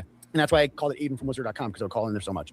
But, with when I was on Kirk and Callahan, I would, for instance, they had me on to discuss the assassination of Ron Tarantino and Auburn cop in 2016. And it turns out the guy who killed him should have been in jail a million times, right? And he was dating a woman whose stepfather was a judge who worked in the Westboro District Court probation office. Westboro. And there's this guy. Shout out to Westboro District Court. I grew up in Marlboro, so it's right next door. He isn't just some random person who killed Ron Tarantino. He's connected to powerful people. He's a scumbag. He shouldn't have been out on the streets. Ron Tarantino should be alive today. And that caught Jerry's attention. That's the first time he started following me. He had me on the first time. And then later on, they were being attacked by some guy named Bob Murchison. He's like this activist from Sherborne, a very rich town in Middlesex County. Mm-hmm. And apparently they had made comments on their show about transgender kids in sports or something like that. I remember. Yeah, Mary knows. For Mary female knows. athletes or whatever. Mm-hmm. And Bob Murchison, he's got a transgender son, but he's and he's emailing all WB's all of them, and got a whole bunch of them. Right. And they were told you can't talk about this anymore. This was a show the other day. Aiden had with his investigator. It's called what? I forget. Anyways, this is the other day. Finally, like everybody knew something was up with them. They had been neutered, and then Kirk reached out to me and he told. This is why I enjoy doing this, because I know that he's got to go through like a 3-hour show. So he says that me and Mike Crawford don't matter. He says it all the time. Oh, they're scumbags. They're losers. Don't pay attention to them. And what do? You go through my shows and then you play them on your channel. And I love it because it just completely wastes your time. I love wasting your time. And that's why I sit up here and I do this. To waste your time. to make you have to either watch or go back and watch a 2 or 3 hour show. So you can pull a fucking 10-minute clip on your show and go, look at this loser. Look at this loser. Don't watch him. He's a moron. He doesn't know anything. I love it. I'm satisfied. I'm going to keep doing it. Told me the whole thing. And I published the story exposing Bob Murchison, and they loved it because Kirk had all been fired basically for this, you know, and Jerry was still working there. And it just exposed WEI that you guys gave into this punk, this bully, Bob Murchison, this rich and powerful guy who spends all of his day trying to silence the speech of others. And people, he should be outed. And that resonated with a lot of people because Kirk and Callahan was the top rated sports show in all of New England. Right, because they talked about stuff like that, and people liked, and that's what people wanted to hear. But this one guy sitting in his mansion in Sherborne decides, I don't think you guys should be able to say that, and so I'm going to take it away from not just you guys, but everyone, all the listeners who enjoyed it. I'm going to take that away from you, and people like that should be exposed, and you should call them mean names. And now the station is just kind of a watered down version. It's a Bob Murchison, and look at Kirk. He's thriving. He started his own thing in Barstool. He's on Barstool. You know what I mean? Jerry started his own podcast where he talks about whatever he wants to talk about. I did my own brand. I was thinking about that. Like your start kind of reminds me of Portnoy's start in a way. Yeah. You know, kind of has some parallel. Yeah. I deeply admire Dave Portnoy for everything he built. I mean, he's a local guy, right? A little bit older than me, but like literally went to University of Michigan, great school. Didn't even need to go there, as it turns out. And I didn't even know to go to college either. Right. Like, I could have just started this. Like, he gets out of college and his passion was speaking and being funny and talking about sports in a way people wanted to hear in the everyman style. Mix in a little, little few hot chicks. Yeah, some hot chicks. He knows what sells. Yeah. You know, because there's a market for that. Guys like that. And so he's hustling and he's out there. This is before blogs were real big. He started printing out newsletters. Yeah, put them on Barstool. Putting them in on the train, just giving them to people for free. He would sell advertising. That's the definition of hustling. You know, literally rags to riches. We're talking about a guy with a Michigan degree. You know, he could have gone on to get any number of jobs, but he didn't want a job. He wanted to be the job, you know, and he took a chance, and that's the American spirit. And he built something that people like, that people want to buy, that people want to listen to. And he did it by being controversial. Yeah, for like the people fucking like, Aiden's an idiot. Like, well, maybe to you because you're an idiot, but he's actually, he knows what he's doing, and he's always a step ahead in front of you people. So sorry about that, but and not caring. And they came at him, right? I mean, how many people have tried to cancel Dave Portnoy over the years? And no matter how much they try to cancel him, he only grows stronger. So yeah, I'm not Dave Portnoy. Some people are like, you want to be like Dave Portnoy? Well, yeah, I want to be. Of course, I want his wealth and his success. Yeah, that's the highest compliment you can give someone. You want to be like someone. But what him and I do is very different. Yeah, like he's more he shies away. He didn't get into the camera thing. He stayed away from that. Whereas like I jump balls deep into that. Like that's my bread and butter. I like getting into the real controversial stuff where Dave likes to more just it's not as intense as what I do. So that story that you just mentioned, the rich guy in the mansion, that's pretty much what spearheaded you. Spearheaded me? Yeah, kind of. People started to recognize you that you wrote this story on this. I mean, I think I was started to get, attention before that. Like the Ron Tarantino story in 2016, that was a pretty big story when I wrote about that. Okay. And locally. And then in 2017 was a real big year for me because I started to expand. Yeah. And I hired various bloggers from different parts of the state, and we called them, like, there's this one girl, South Shore Turtle Girl. She lived down in I think Acushnet or Fairhaven, one of those towns down there, and she would write about stories in her area, and she was really funny because I'm not familiar with the area. I don't know the ins and outs of like what's going on in Plymouth and Brockton and stuff like that. It's because you don't go anywhere. You stay in your house. Like, he complained about having to drive to Abington to go do this interview. You know what I mean? If it's not convenient for him, he's not going to go there. It's funny. I asked him one time to come out to the studio, and he said, "Oh, what? I got to drive there?" I was like, "Okay, don't worry about it. I don't want to make you fucking drive. God forbid I convenience you." I was literally, my studio from Dedham was literally a 10-minute drive. I got to drive there? I know. That fucking long drive across Massachusetts, that 3.5-hour drive. Well, she did. And I hired a girl from Lawrence. Wait a minute. Brian, you fucking asshole. You're the one that when you had to go down to Dedham Court because there was traffic, right? Do you remember this? Because I have the clip, motherfucker. You had to get a hotel and you asked the chat to help you with the cost of that hotel because you would have to fight traffic from like Rentham to Dedham, which is like a 20 to 25-minute drive. And you grifted your fucking audience to give you money to stay in a hotel, which you did get, didn't you? Didn't you? Brian, make me find the fucking clip. It's not going to take long, okay? I remember this shit. You think that nobody remembers every fucking thing? I got all the fucking clips, buddy. I got them all. We fucking remember. Remember. Remember. We remember you. Don't be pulling this fucking bullshit, Brian, because I'm going to fucking every single time I'm going to fucking expose you. Go ahead, though. And then we had a girl in Somerville, and we called her North Shore Turtle Girl. And they covered stories from their areas, and they did it kind of in the Turtle Boy style, exposing bad behavior. It's funny. Like, some of their articles are really funny. And I exploded in 2017. I went from getting, like, on the website, 25,000 views a day to 100,000 views a day. And I could pay them, too, because we're getting paid by the click. Right. Like, So you don't have to go to the local companies to get your sponsorship money. Yeah, I got rid of like that. Yeah, that because model some of ended- those people might shy away from you because of the stories that you're Well, writing that about. model had to end Yeah. in 2016 because there was this thing called Turtle Boycott. And these people organized, they're like, he's mean, he's saying things about Black Lives Matter and things that are offensive. And they would just harass these advertisers to the point where they're like, I can't deal with the phone calls anymore. And I'm like, you know what? I have to have digital I'm gonna ads find it. that I'm just gonna you get find paid per click that way. And I had that throughout 2017. And I grew. And I had tremendous success in 2017. And our Facebook following got up to 100,000, over 100,000 followers, which is a huge number back then. And my Twitter account, I think I had like 25,000 followers on Twitter. I was expanding rapidly in 2017. Like, I was going places. And then it all came crashing down on November 28th of 2017 when I got a message that my Facebook account with 112,000 followers was nuked because I'd written about this cheese hog named Didi Delgado, who was just a BLM scammer enriching herself off of BLM. What's a cheese hog? Real quick, Alicia says the New Jersey case. This New Jersey case is Gov trying to jam him up over free speech. Jen McCabe was laughing when he came up to her with the microphone. It's all political. Okay, if that's what you think. I mean,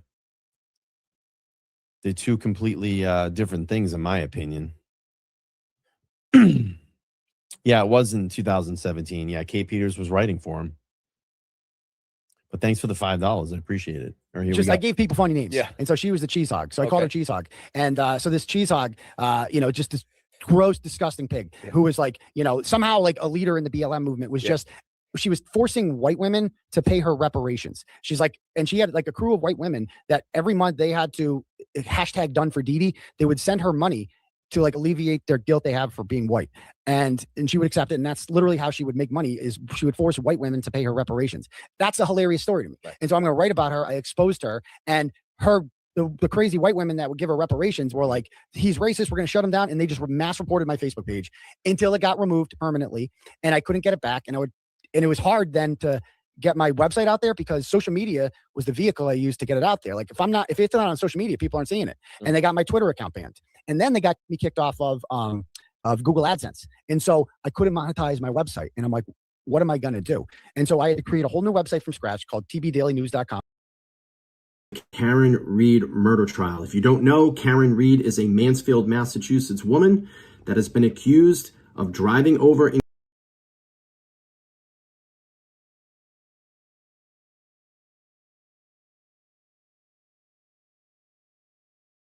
over 50 Facebook pages. Like, every time I would build a new one up, they would get it nuked. Twitter, I was banned from Twitter for 2 or 3 years until Elon purchased it and allowed people to speak freely on there. And now I have 160 whatever thousand followers or whatever. And YouTube was the same way. I was demonetized from YouTube for many years until last year we had it reviewed again and they let me be monetized for some reason. So I've overcome a lot. There has been obstacle after obstacle after obstacle in the way of trying to silence me. And I wrote a book in 2019 called I Am Turtle Boy. It's on Amazon, and it talks about all of the censorship I've had to overcome and how I've jumped this obstacle and this obstacle. And the kind of the theme of the book is that, like, free speech isn't really free. Like if it costs you this much money to talk, if you have to hire lawyers and get sued all the time, if you are getting demonetized, if it costs you sponsorships, then it's not really free speech. It costs a lot of money to speak. It's filtered speech. But you got to overcome it. Like I can't give up. Like I'm all in. I left teaching for this. Like I'm all in. And where there's a will, there's a way. And people like you. And no matter what happens, you find a new way to overcome it. Like I'll tell you right now, like another example of censorship recently. So, I did the Wilbur show. You were at Yes, it. I was Okay. there. And what was the atmosphere like there? It was wild, crazy, exciting. Everybody loved it, right? Loved it. Loved it. Sold out. And we were filming your documentary. Yeah. And the atmosphere was just fun. Everyone had a great time. Yeah. Okay. And we were set to do it again in I had discussions with the owner there. And we were going to do another one in, I believe, June of this year. And so then I talked to him in February and he's like, well, we'll talk again in like 2 months. We'll pick a date. And I talked to him again in 2 months and he informed me it's not going to happen because basically I had offended someone who works there with my support of Kelsey Fitzsimmons. And that's because which he jumped on at the very last minute and supported her to get out there for a public moment. Because he didn't barely ever talk about that case until it got very close to verdict time and he ran out there in court. And that was the whole thing with like Jay Brill. There's my laughy emoji. I bet you it's Aiden. Aiden, are you doing the little laughy emoji? It's pretty cute that you would waste this much time on a Friday night. You could be in your pool. You could be mowing your lawn, doing all that fun stuff. But you notice how he jumped in at the very last minute. He ran there, got the photo with her through Bredel. Look at it. I think that is Aiden. It's so cute.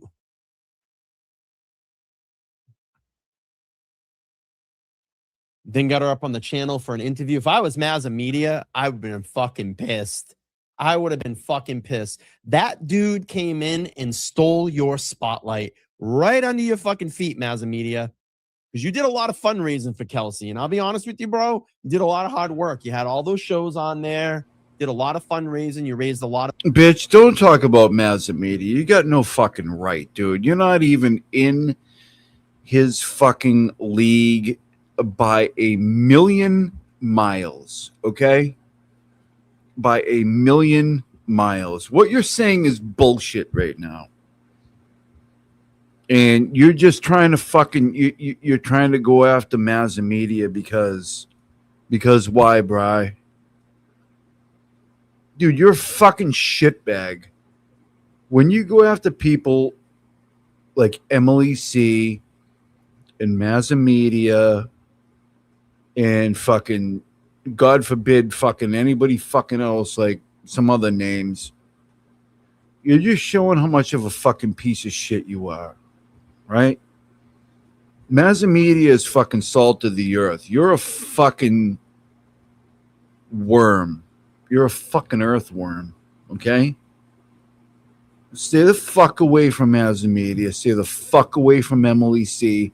Tell your fucking little bitch fucking buddy Cryford to stop talking about fucking Emily C before I fucking rub his face in the fucking sand. All right? You're a little fucking queer, okay? Shut your fucking mouth. Nobody wants to hear from your fucking gay ass no more, all right? Shut the fuck up, man. It's enough. You're going after people who have no beef with you whatsoever. You know what I mean? They've not said one crooked word against you. And here you are just going after people, because maybe they align with the guy that you see on the fucking screen right now, but you're acting like a fucking bitch with your two-tone fucking beard and shit. You know what I mean? You're acting like a fucking bitch. Leave those fucking people alone, dude. I'm telling you right now, you're acting like a fucking bitch. Stop it, man. A lot of money for. I'm gonna be honest with you, bro. Me and you don't talk anymore. I know you don't watch me. You're all angry. I thought it was a pretty shitty fucking thing what you did with the comparison.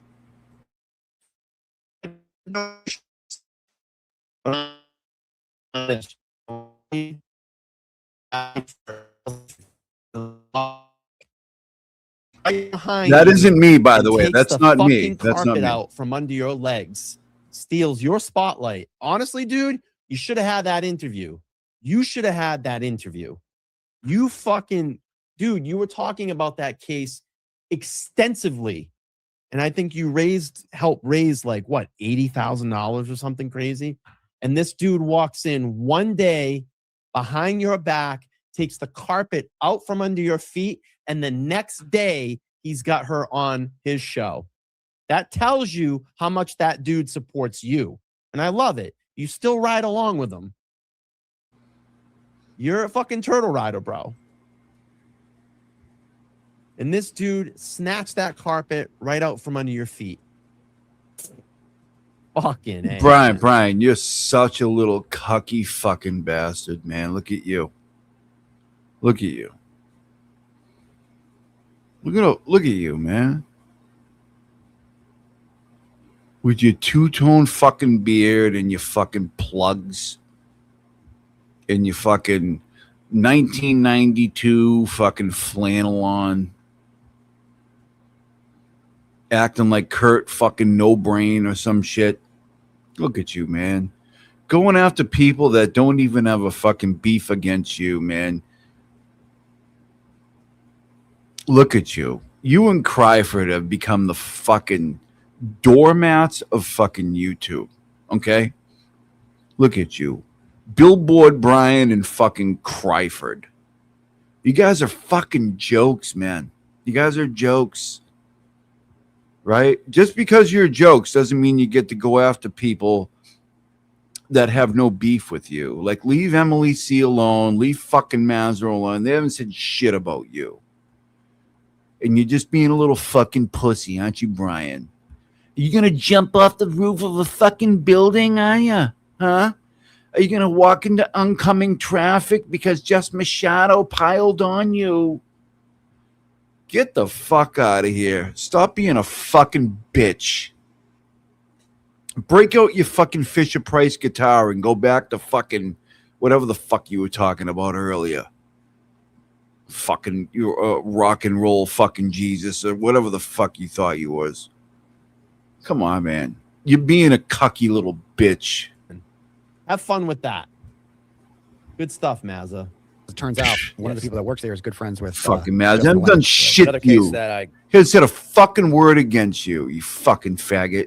worked on. Yes, exactly. Yes, yeah. And so These pricks. that's an example then of like, so I'm just banned from the WOBA. Isn't it your right to support her? And ultimately, the courts they agreed with me. Agreed with they what agreed you were with me. saying. Yeah, but you can't be mean. It just shows you that, like, if you offend Someone's opinion out there, they just want to silence you. and they're connected to someone that Right. has a say. And so I made a lot of money off of the Wilbur show. Yeah. And like I need money because I have all these legal fees and everything. So I need to be able to do shows and hustle. Mhm. And that door is just closed. And because I have opening charges against me, like people are going to do that wherever I go, whatever theater I go to. So luckily, one door closes, you got to hustle. You got to find Another a new will always so, open. And we are in talks with another theater, and we're hoping And I hope he plays that on his show. Pull that up, TB. Play that on your show. How you fucking ripped the carpet out from under the feet of Mazza Media. All those streams he did, all those guests. I think he had some lawyers up on his show. Talked about Kelsey Fitzsimmons, and you fucking ripped the carpet right out from under his feet. The next day, you got Kelsey Fitzsimmons on your stream. That guy fucking earned that, man. He should have had the interview with her. Here's my laughy emoji. What up, TB? You in the chat, bro? Come on. You fucking blood blister finger. Look at that. Do it. I want more. I'm making you do it. Do it more. Do it more. Do it. Push it. Push it. Push that finger. Push that finger. Go. It's not enough. Faster. Come on. Faster. I could do this for 3 hours. Faster. It's like on command. Look at this shit. I control you. Faster. An What hour the and fuck 32 is he minutes talking of doing about this. right Come now? on, faster. Go. What Do is it. Hold on. More. What? Brian? Go. Oh my God, what is he It's like doing? a fucking world record. Dumpster love, juice. as I say. And so I made a lot of money off of the Rover show. Yeah. And like I need money because I'm Oh have all my these God, Rover hold on. fees and everything. So I need to be able to do shows and hustle. Mhm. And that door is just Fucking closed. dumpster And juice. because I have opening charges against me, like people are going to do that wherever I go, whatever theater. What I go just to. So happened? luckily, one door closes, you got to I hustle. know, You gotta I find know. another. We'll always So, open. and we are in talks with There's another. only so much shit I can take in, like while I'm live. You know what I mean? Like shit is going. Good Lord. What the fuck did he just say? What is happening? Theater, and we're hoping. And I hope he plays My that. God, on hold show. on 1 minute. I'm Pull gonna that up, TB. Play that on your show. listen to this How you shit. fucking rip the carpet out from under the feet of Mazza Media. All those streams he did, all those guests. I think he had some lawyers up on his show. Talked about Kelsey Fitzsimmons, and you fucking ripped the carpet right out from under his feet. The next day, you got Kelsey Fitzsimmons on your stream. That guy fucking earned that, man. He should have had the interview with her. There's my laughy emoji. What up, TB? You in the chat, bro? Come on. You fucking blood blister finger. Look at that. Wait. Do it. Wait. I want more. Wait, hold on. Then he's okay. All right. So if anybody follows my fucking Twitter account, right? You're gonna see him do some weird shit with a microphone. Okay. And I don't know when that was sent to me by a very good person. They were like, hey, look at this. I'm like, oh my God. I mean, who grabs the microphone like that? But anyways, what the fuck? What is he? He goes into some kind of fucking psychosis here where he reveals like his true nature or something. It's very, very strange. Go ahead, Brian. Thank you. I'm making you do it. Do it more. Oh my God. Do it more. Do it. Push it. Push that finger. Push that finger. Go. It's not enough. Faster. Come on. Faster. I could do this for 3 hours. Brian, what the fuck are you talking Click about? on command. Look at Oh this my shit. God. I control you. Faster. Oh my, An Brian. hour and 32 minutes. I can only go as fast as my hand will let me go. I mean, Jesus Christ. Of course, Jermaine is up here. This fucking lunatic. By the way, I want to bring up Jermaine right here. Jermaine 6 is a fucking asshole. Okay? Is a fucking asshole. I don't care what she says. Mazza definitely deserved that interview. She's fucking around. She hates everybody over here. But Brian, what are you talking about? Finger faster. What are you talking? What does that mean? The guy is doing a fucking interview with somebody. He's talking into a microphone. And you're like, bring your finger faster. What are you talking about? What the fuck is shit? You're insane. Oh my God. Been doing this. Come on, faster. Go. Do it. More. Go. Brian, I think I want to go home. I think you need to take me home because things have taken a turn. It's like a fucking world record. I love it. Look at that control I have.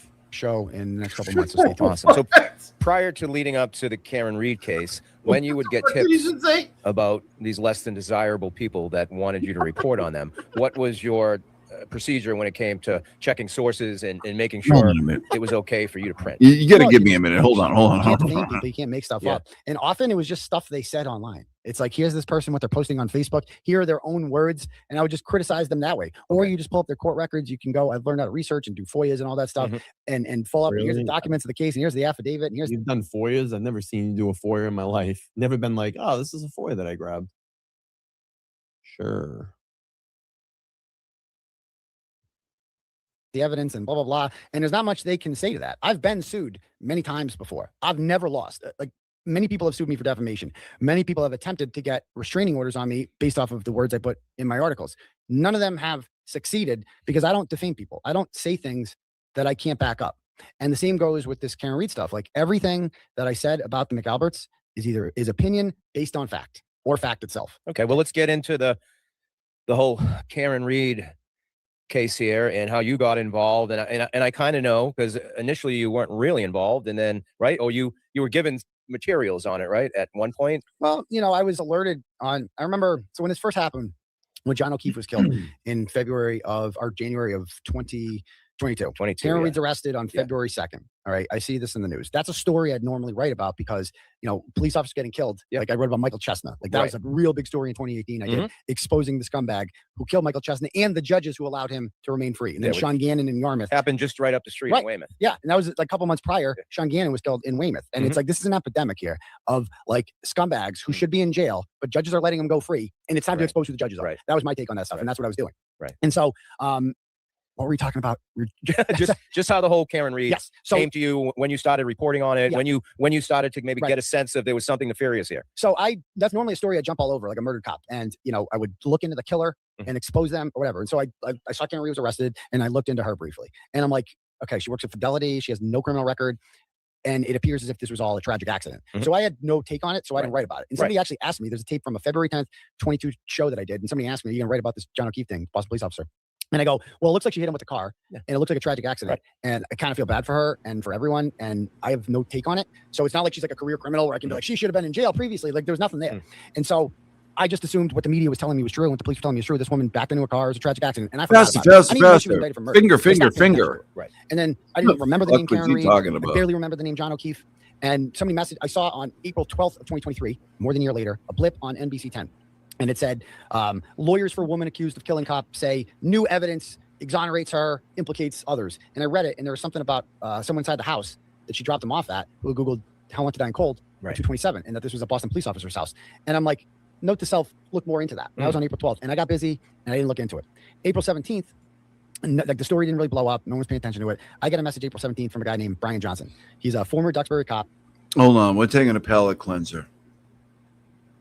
And I might have to shut it down pretty soon. We're just a little over 3 hours. And yeah, it's a lot. And hold on. Yeah.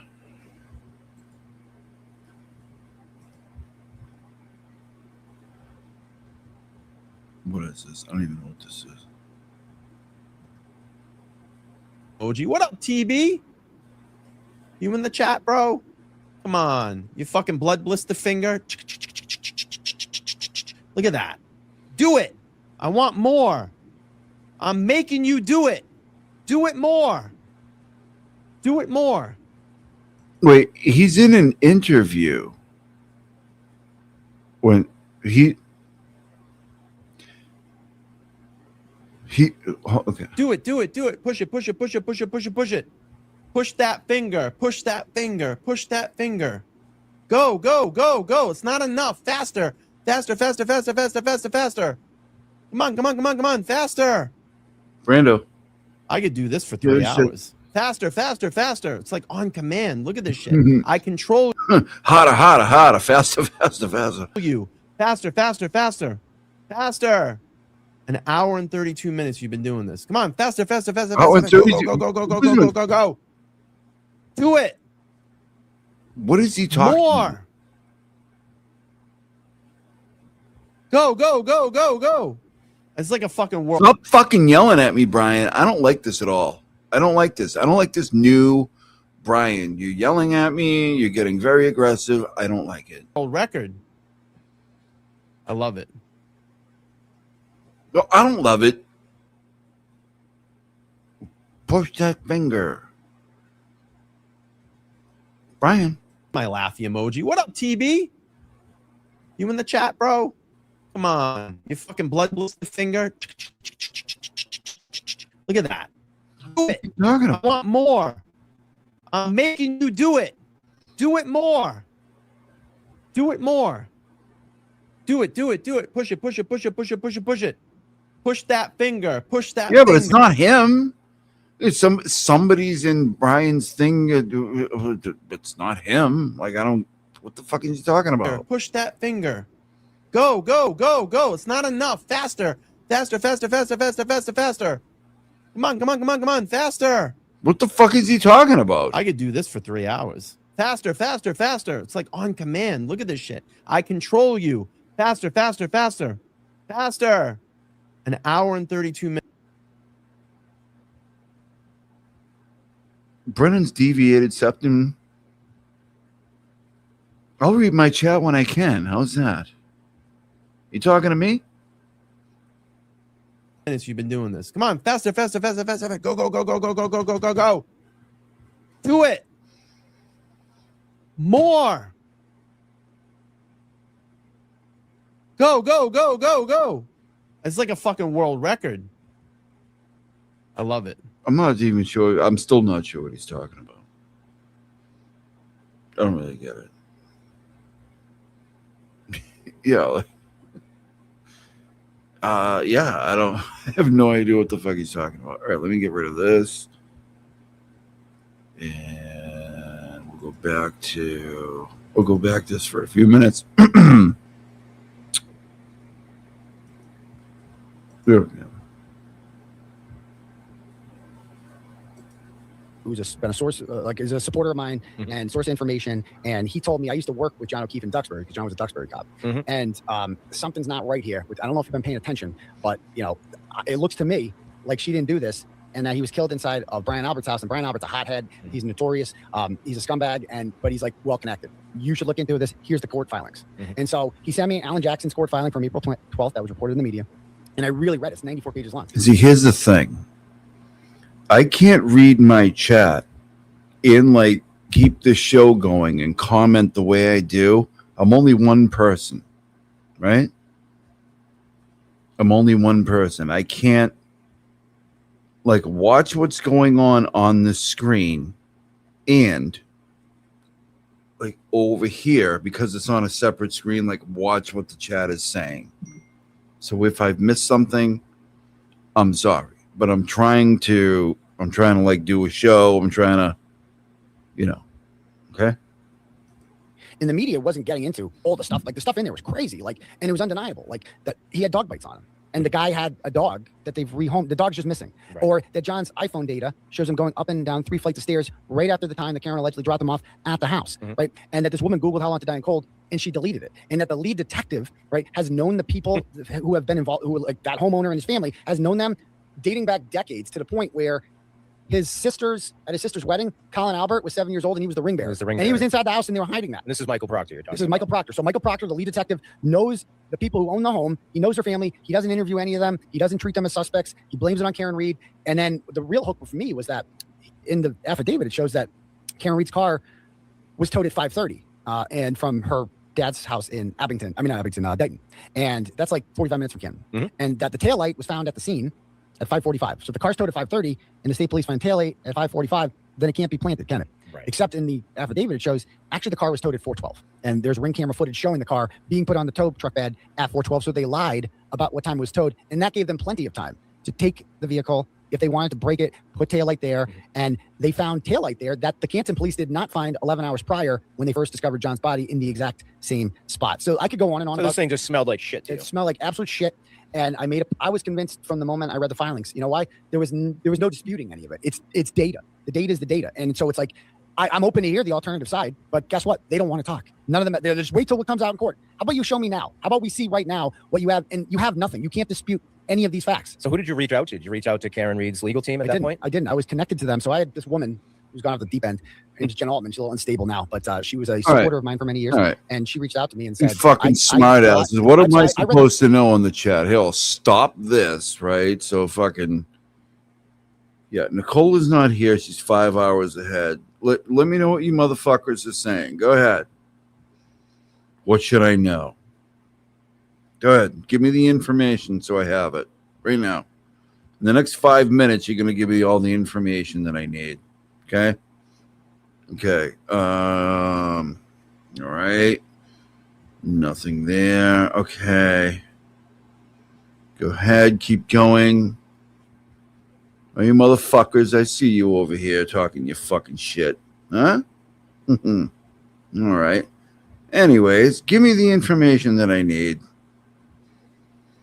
to keep on going on with this stream here. Give me all the important information. Yeah, Zach, you don't count. Thank you.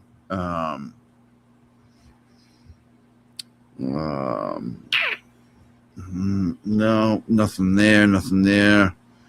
I'm coming from Fort Devens. I built the Gillette factories in Fort Devens, Massachusetts in 1994-ish or something like that. So I love Fort Devens. I have nothing to say. Give me this information that everybody's been trying to tell me in chat. Go ahead. Lay it on me. Lay it on me. Go fornicate yourself with firewood. Bark left on. No, I will never do that. You always take the bark off. That's insane.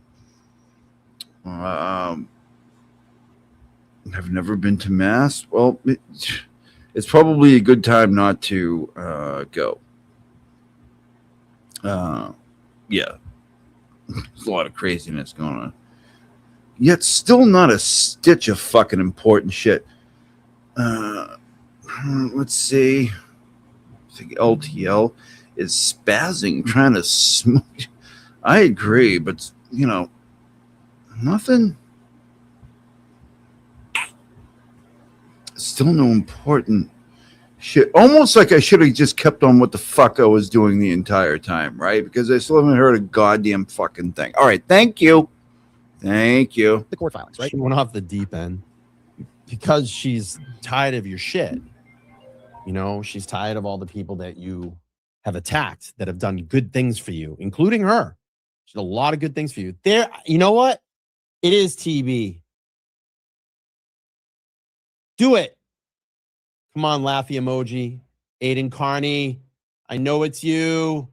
Aiden fucking Carney. Look at that. Go, go, go, go. Laughy emoji, laughy emoji, laughy emoji, laughy emoji. Do it, do it, do it. On command. Aiden Carney. I know you're watching. Do it. Go, go, go, go, go, go, go, go, go, go. It's fucking Aiden Carney. I knew it.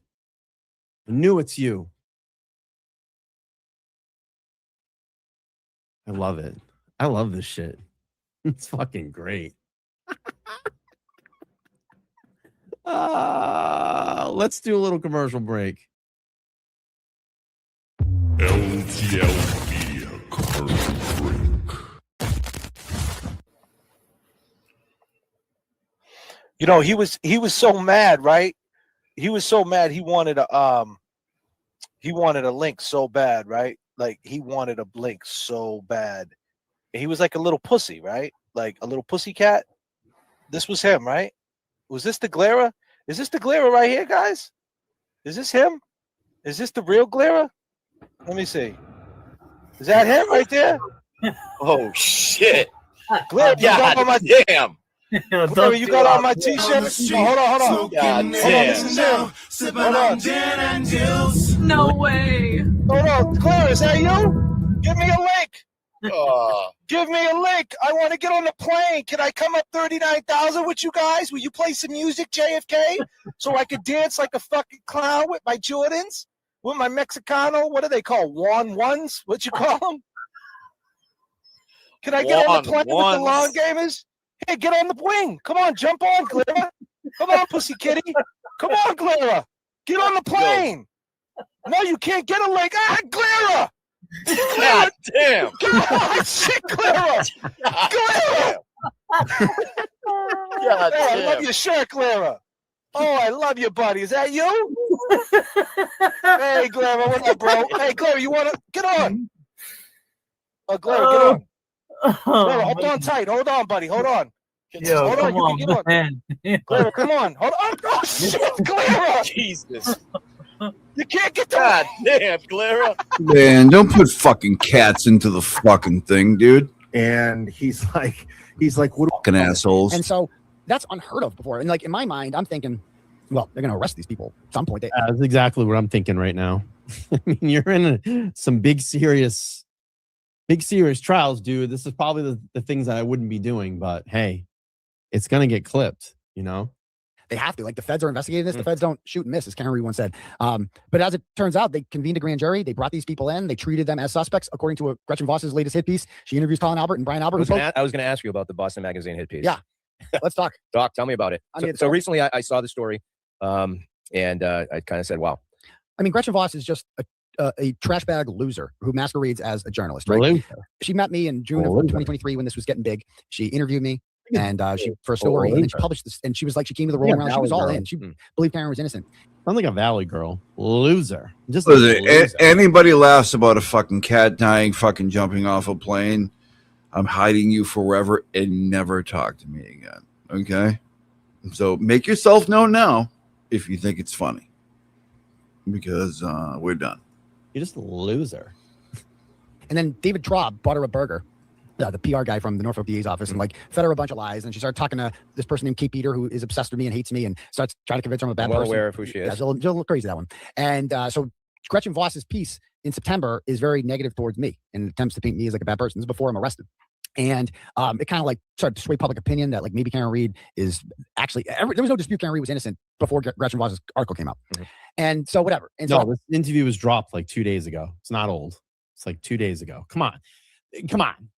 Look at him. Look at the wrinkles on his face. Go back and look at like his streams from a year ago. He's aged tremendously. Tremendously. It was like a couple days ago. All right, here we after go. the article comes out, I slammed her. I'm like, I called her out on it, and she began not liking me, and she became very close with the McAlberts. You're not supposed, an unbiased reporter should not be close. Seems like a lot of people flip flop They do. during this They whole. do. Oh, there's a lot of case. that. You call that turtle arrangement syndrome. Yeah. And Yeah, so, right. so she, starts. I was told through Lindsay Gattani told me that she did mushrooms. Gretchen did mushrooms with Kate Is Peter. that the young lady that tried to have me That's how we arrested? met. That's how we met through Lindsay Gattani. We met through the young lady that tried to have me And believe it arrested. or not, her and I have become cordial. Really? Yes, we have. I heard that. Yes. And I was For your somewhat benefit. shocked, and I almost reached out to you and said, buyer beware. Oh, believe me, we're not walking. We're Is not. that something, is that something they play all the time? I fucking swear to God, like I've never seen that before. If that's something they play all the time, that's fucking bullshit. I ain't cool with that. You think that's funny?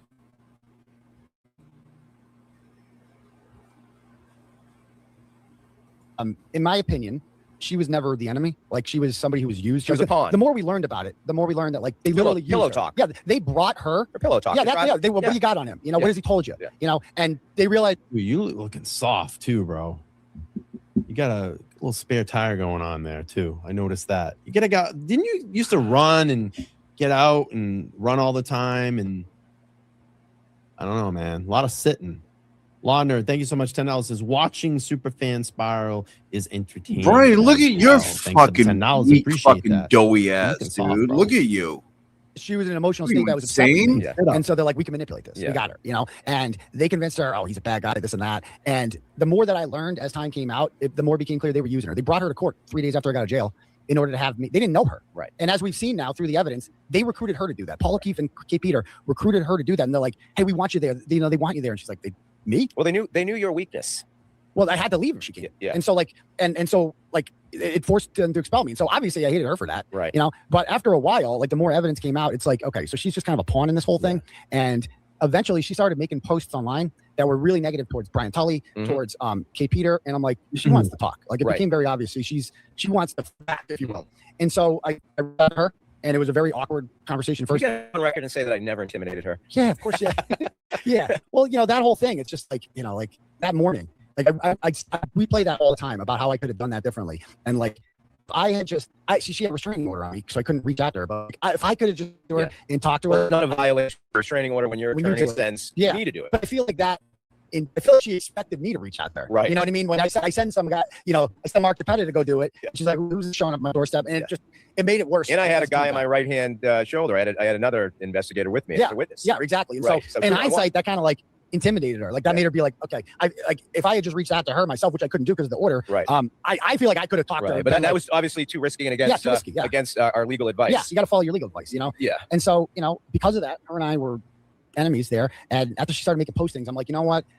this person would be more valuable as an ally, I guess, 100%. than as an enemy. All right. And she's been behind enemy lines. She knows all the dirty nasty, and she's given us all this information now about what they've done. Like on March 6th, 2024, she showed me her text with Jennifer McCabe. Oh wow! Did you know they followed us? They stalked us? No, I didn't. Oh yeah. So I don't know if you remember this, but we went to the Medfield police to file a report against her. We did. I was with you. Yes. And then we went to the Dedham police to file another report against her. So they knew we were coming because Brian told. They were following us. When Brian we did totally that? told Jennifer. So me, the PI, didn't recognize the surveillance we on didn't us? know we were being tracked. Holy yeah. shit! And so they, according to the messages which Lindsay has now shared with us, Jen McCabe on March 6th tells her Brian Tolley told us that he's going to Medfield police and then Dedham police. We're gonna follow him around, and they wear disguises. They're like they take a picture where they all have hats on and sunglasses, and they're like, we're gonna pick you up. Why are you picking her up? Right. You know, like what does she have to do with any of this? Like, and you're picking her up to stalk me. And meanwhile, both of you have orders against me. You're both allegedly scared of me. And like Jen McCabe, you're like intimidated by me. Yet you're following me around. You're using my ex to follow me around and do surveillance on me. And they took pictures of us leaving the Medfield Police Department, and they literally followed us. I hope they got my good side. I don't know, but they had us all. They were in the parking lot at the Dedham Police Department, and her texts show this. And so this is. You don't want a refund, do you? No, but this is like evidence we can show. Yeah, exactly. And I wouldn't have this evidence if I didn't make amends with her, if you will. Yeah. So to me, it was like, what am I going to continue to have this person as an enemy? Like, why would I do that when they could be an ally? Well, let's rewind it a little bit because we don't got. I could talk to you all day. Yeah. Let's rewind it a little bit. Let's talk about the Turtle Riders, the Free Karen Reed movement, and how that just kind of all steamrolled, and the masses of people every day at court and outside and supporting, the division between the two sides. Let's kind of touch a little bit on that. Yes. Good. Oh, I can't wait to hear about the division on both sides. To hear the let's listen to this. This would be good. So they wouldn't drop the charges against Karen Reed, and it made it very clear that like we're gonna do what we can. And Judge Cannoni was clearly in the bag for them. Mm-hmm. I'm like, you know what? I'm going to do the only thing that we can do in the United States of America when you see something that's wrong, and that's protest. Let's take to the streets, And I started organizing. Is that my phone? No, I got it on vibrate, of course. See, you told me about the whole vibrate feature. And so good thing. So anyway, some sit-ups, man. I'm like, let's protest. Like, let's do something about this, because I'm like, it's wrong what the government's doing. And like, what's the most American thing you could do in Massachusetts? Protest the government. And so I organized a rolling rally, as we called it, in which we went to the homes of Jennifer McCabe, Michael Proctor, Brian Albert, and then the Canton Police Department. And we told them ahead of time that we were coming. And so if you don't want to be there, don't be there. We're not going to go on your property. All right, guys. We're going to go for a little bit more, and then we're going to shut it down. Anyways, thanks for being here. We're going to go a few more minutes. We're going to listen to Crazy Bry, and like, man, he is becoming unglued lately. Is he not? Like all the weird shit he's doing, man. Like nobody should ever like trig you. Maybe he's triggered you to a point where like you're doing whatever you did earlier. Like that was crazy, but man, stop. It's not that big of a deal. We're not going to do anything. And we peacefully went. Take all the preparations you need. We're coming. Yeah. And I filmed it because I wanted to get the government's attention, and I wanted them. That's my whole point of doing this, was to like make it impossible for them to hide this. And so I didn't threaten them. I showed up outside of their homes on a public street. I explained their involvement in a murder. I said that we're going to let the public know what they've done. They don't get to just be anonymous and act like they've done nothing wrong. Oh. And peaceful. Take all the preparations you need. We're coming. Yeah. And I filmed it. Get the government's attention, and I wanted them. That's my whole point of doing this, was to like make it impossible. I wanted to get the government's attention. Really? I love how that's now part of the narrative. TB, is that you? Is that you with the laughy emoji? What up?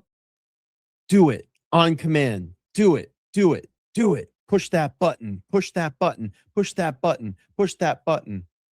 Laughy emoji. Now.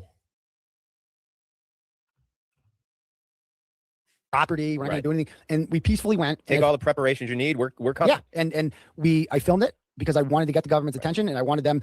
That's my whole point of doing this, was to like make it impossible for them to hide this. And so I didn't threaten them. I showed up outside of their homes on a public street. I explained their involvement in a murder. I said that we're going to explain their involvement in a murder. You don't know that. You don't know that. You don't know that.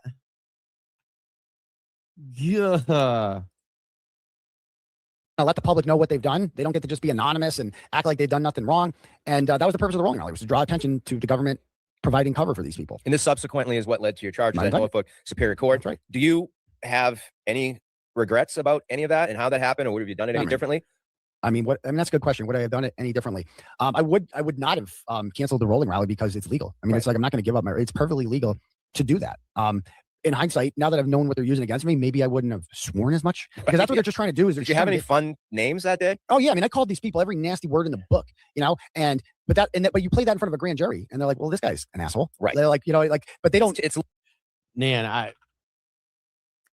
You got to rewind like 2 minutes and listen, because there's some language in there that I'd like you to listen to. So go back maybe like 2 minutes and then get caught up. A little taken out of context when you're in front of a grand jury. Right. And so like, maybe if I had been all wearing a suit and prim and proper, and I've seen it, I've witnessed it, I've heard it in court, and Yeah. even I'm like, oh boy. Yeah, but it's like, it's all legal. Yeah. But it poisons their mind. Yeah. It makes them think this guy's a bad guy. Right. Listen to the words he's using. Look, he's calling women the C word. He's Right. doing this. This is a bad person. And then the grand jurors are like, well, yeah, we can't have that. And they're not familiar with that the First Amendment allows me to say these things, etc. And so they just poison them that way. So if I would do anything differently, I guess I would just clean the language up a bit, just so they couldn't use that Just make against it, me. Yeah. rated R to PG-13. Yeah, exactly. Yeah. And so like, maybe that's it. But like the acts of what I did, the protesting, I wouldn't have done that differently, because that's what made this an international phenomenon. Was me. Nobody's ever held a protest on the courthouse stairs outside of a pretrial hearing. I did. So now that Nan is here, okay, Nan is here. Nan's watching the show. Thank you, Nan. Thank you for being here. I know you're out on a little vacation right now. Good to hear that you're doing that. Nice that you're here. We need 5 more super chats, and then we'll play the Nan rant, because I know that everybody loves the Nan rant, but we got to play it for Nan here. I know that's TB. TB, what up? You got that laughy emoji. You're going to fucking, bro, I'm telling you, you're going to get a blood blister. Smashing that screen. He's probably, I fucking hate LTL, BLT. I know. He's looking soft, Nan. He's looking soft. Gotta lay off those raviolis and the pizza. Tiny dinos. And fucking steak fries. Buffalo chicken dip. Of a woman who was charged and indicted with second-degree murder of a Boston police officer. That's who I went to bat for. And that gets the attention of Court TV. Then they had me on in August of 2023. And then more and more people start talking about it, because there's literally footage of a man with a bullhorn on the courthouse stairs, helping, there to advocate for a murder defendant. Right. And that's what made this, and it grew, and it grew, and it grew, and it grew. And the more people read about this case, the more they sided with me. They didn't need me to tell them Karen Reed's innocent. I just pointed them to the facts. Right. And they look at the facts, and they're like, holy crap, this guy's onto something. Yeah. And that's why it turned into such a big thing. Do you think that, because it's 2026, traditional media to the type of media person you are, it seems like people struggled with you as a reporter. And I know you had a hard time getting media credentials, getting into court. It's because they didn't view you as a media person, a reporter, like the old school ones. Yeah. It seems like that old school mentality. Do you think it kind of changed the whole landscape on that? Yeah. I mean, independent journalism is where most people get their real news now. The mainstream media was not telling the story of Karen Reed, so I did. Yeah. And so have other independent, like Justice Served and all these other YouTube channels that have kind of propped up as a result of this. Melanie Little, people like that are doing that's more popular than anything else, because they're showing what everyone else isn't showing. Yeah. And so they can act, they don't want to legitimize me, because that's their worst nightmare, is that they can just be replaced by a turtle. And like, now we really have to get the Nan rant. I mean, he said Melanie Little. We got to get the Nan rant. So 4 more, and we're gonna get there for the Nan rant. We only got, it's gonna run out. It's all right. I only set a 2-hour mark. All right, let's go. But it's the fact of the matter is, I am credentialed. I have broken a number of stories that they haven't. My track record speaks for itself. I might be rough around the edges, but you can't deny the work that I've done and the effect that this has had. You don't have some editor in your ear telling you what to write or not to write, or who you're going to offend, or who's on whoever's payroll. Yep, exactly. And I won't be censored. And that's what they hate, is that they can't control me like they can control others. And that's what made this, such a big story, is that I said things that everyone was thinking, but that the mainstream media was afraid to say. And that's what made it such a big story. So for those watching this, where are you at this point, which is July 29, 2026, when it comes to your cases in Norfolk Superior Court? So right now, we had a motion to dismiss hearing 9 days ago. The judge has not ruled on that. Not really optimistic about it, but you kind of have to be. But you're prepared. You move ahead with your plans that you assume you're going to lose that. You're not like being like, well, he's going to dismiss it and I'm done tomorrow. I assume I'm going to lose. That way you can't set yourself up for disappointment, and then I'm going to trial. I'm in trial mode. How many original charges were there? Originally, you're in trial mode, but this morning, and I know that's you, Aiden. Aiden, I love it. Keep pushing that button, buddy. Fucking BLT, I fucking hate him. Keep doing it. He's in trial mode, but he's playing me on his fucking stream this morning, worried about me. He's probably going to pull a JFK stream tomorrow, and then the next day it will be Mike Crawford. You're in trial mode, but you're worried about what I'm doing on my show, what I'm talking about on my show. I love it. I love the fact that I can waste your time. I love that for you. I love that I waste your time because you are so worried about what I'm doing. And you said that I'm a nobody, but you really concentrate on me. I love it. I love that I waste your time. I love it because I can sit here and do this all day. It doesn't affect me. It doesn't affect me. You know what? I got 255 people in here. I have 260 people. I don't care. I'm having fun. I can sit here and do this all day and then have to make you comb through the stream and waste your time to pull up a 5-minute, 10-minute clip on your show for you to say the same thing. He's a loser. A loser. Don't pay attention to him. Sounds like a Valley girl. You're a loser. Passing on and make sure I take a fucking picture. It's fucking shit. It's fucking shit. And so are you. Fucking loser. Fucking loser. That's what you are. I love it. Wasting your time. Wasting your time. Uh-oh, Nan. I don't know, Nan. They're probably going to talk about this one. Oh, look, you got $100 super chat from Nan. She's paying them. And of course, I always say this. You don't have to do that. You don't have to do that. But I love you. And thank you so much. You didn't have to do that. I always tell you to not do that. A $9.99er. May I request the Nan rant? Fuck all the way off TV. Oh, we're going to do the Nan rant. We're going to do the Nan rant. We are going to do the Nan rant. We got a little bit more here to go here, and we'll play the Nan rant. All right, here we go. There were 9 felony accounts for witness intimidation. 3 of them against Michael Proctor, Julie Albert, and Yuri Buchanan have been dropped. There were 3 conspiracy to commit witness intimidation charges against Michael Proctor, Elizabeth Proctor, and Jennifer McCabe that have been dismissed. I know that gets them and mad. there was a picketing charge against Michael Proctor that was dismissed. So what's left over is 6 felony witness intimidation charges and 4 misdemeanor picketing charges. And that's a lot of charges, bro. You're prepared. And you're worried about me, Mike Crawford, and Nan, the 3-headed monster. I gotta make like a rendering of that, the 3-headed monster. Fuck, I love it. I love it. Let's go. Go to trial. That's what I'm and that's gonna gonna do. be sometime at the end of the year. December 7th is scheduled for jury selection. We have motions in limine that are supposed to be heard. I believe November 18th, because there will be a lot of motions in limine for this one about what's going to be allowed and what isn't allowed. The venue is uncertain whether or not it's going to be held because the judge that's been assigned to this case is in Suffolk Superior, which is in downtown Boston, which Dedham is much more accessible. Right. And there is a political change coming up as well when it comes to the district attorney. That's It's right. an election year. It is an Does election that play a factor in this? We'll see. Time will tell. We are assuming it won't, and moving forward with our defense to be ready for this. But and that's in November, I would say, right? That election. The general is in November, but for all intents and purposes, the election is September 1st because that's the Democratic primary. Okay. Yeah, it was dropped 2 days ago. Wins the Democratic primary is going to win. I don't even think there is a Republican running. Okay. So there are 7 candidates right now, and the establishment candidate is Greg Conner. He's the one that all the Morrissey endorsements. He's basically viewed as like Morrissey's pawn. He worked for Morrissey, and we can assume that if he gets elected, it's going to be business as usual. Right.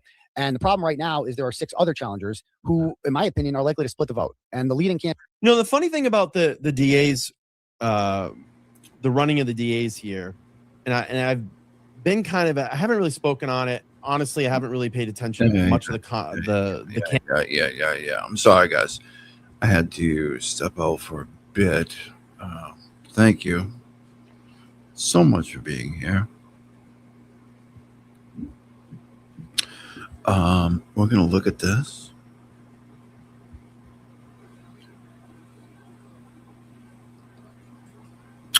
Uh, 1977 Felicia says, I think LTL needs some grippy socks. I tend to agree with you. I really do. I tend to agree with you. Man, he really let loose a couple times tonight, didn't he? Yeah. 1977 Felicia says, thanks for clowning on LTL with us. Yeah, anytime. It's been a while. It's been a while since we've done an LTL, goofy stream, like, Jesus Christ, Brian, man, what's going on? JC Music Man has become a YouTube member. Thank you. Thank you, JC Music Man. The Goodmans. The Goodmans are in here, everybody. The Goodmans. They got 250 joules and they're laughing disco. Love it. Good to see you, Goodmans. I haven't seen you in a while. Thank you for being here. JC Music Man has become a YouTuber. I think I already did that.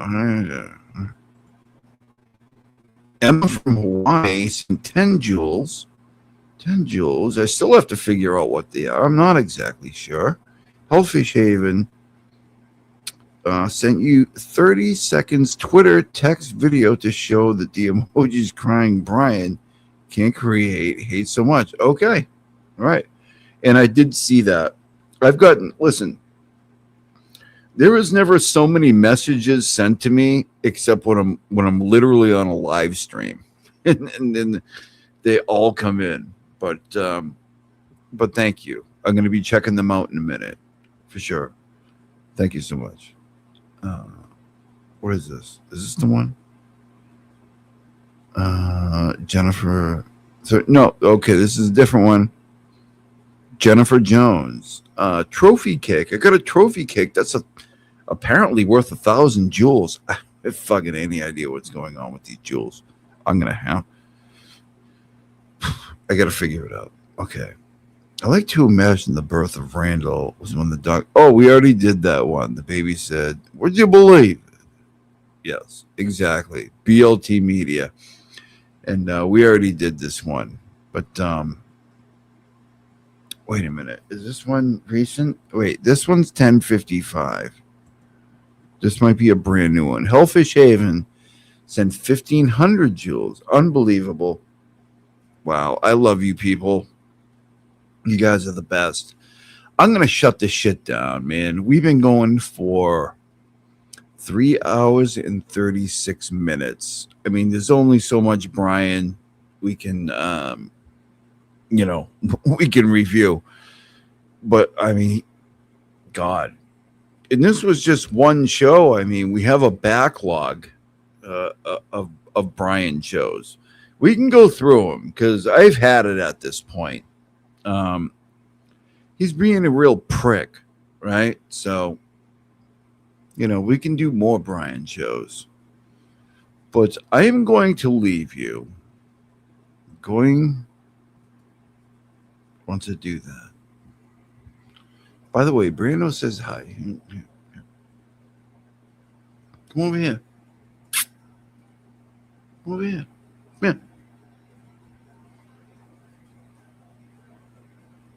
here. Get this thing. Come over here. They want to see your face. Come here. See him?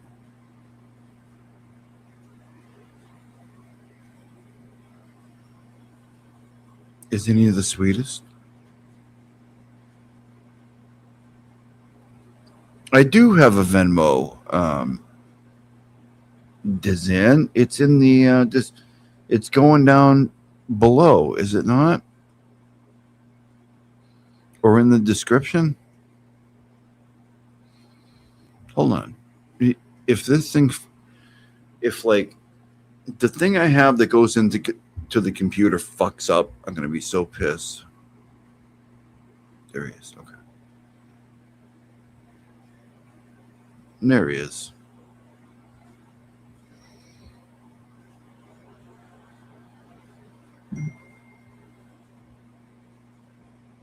Oh, shit. All right. Hey, listen, everybody. I got to go. Okay? Thank you very much. I love you people so much. Brando loves you all. Okay? Yeah. Okay. Anyways, have a good night, everybody. I love you very much. Let's take it out with...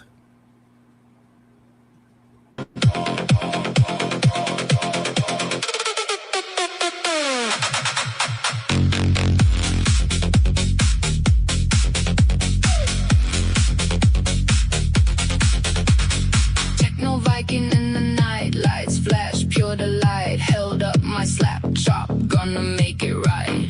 Dancing through the crowd, chop.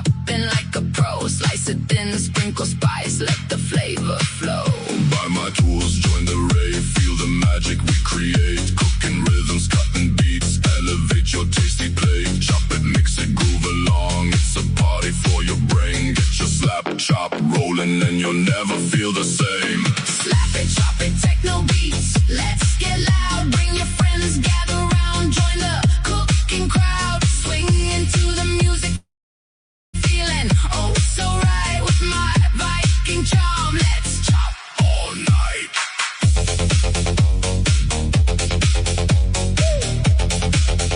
Let's chop All night. On the dance floor, slice some veggie dreams. In my horn helmet, I'm ruling kitchens, it seems. From beats to greens, hear the rave in the air. Start chop in hand, drop that rhythm with flair. Buy my kitchen gear, let the dance begin. Slice and dice with style, bring the rave right in. Keep the tempo rolling, people stop to sway. Good with techno, magic, world party all night. Play, Slap it, chop it, techno beats. Let's get loud. Bring your friends, gather round. Join the cooking crowd. Swing into the music, feeling oh so right with my Viking charm. Let's chop all night.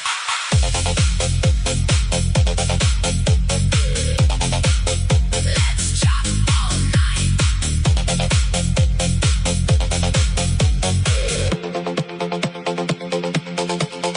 Techno Viking on a mission, comes alive in the flow. Crafting culinary rhythms, feel that chopping glow. Get your slap chop now, unleash your inner king in the rave. We vibe, let your taste buds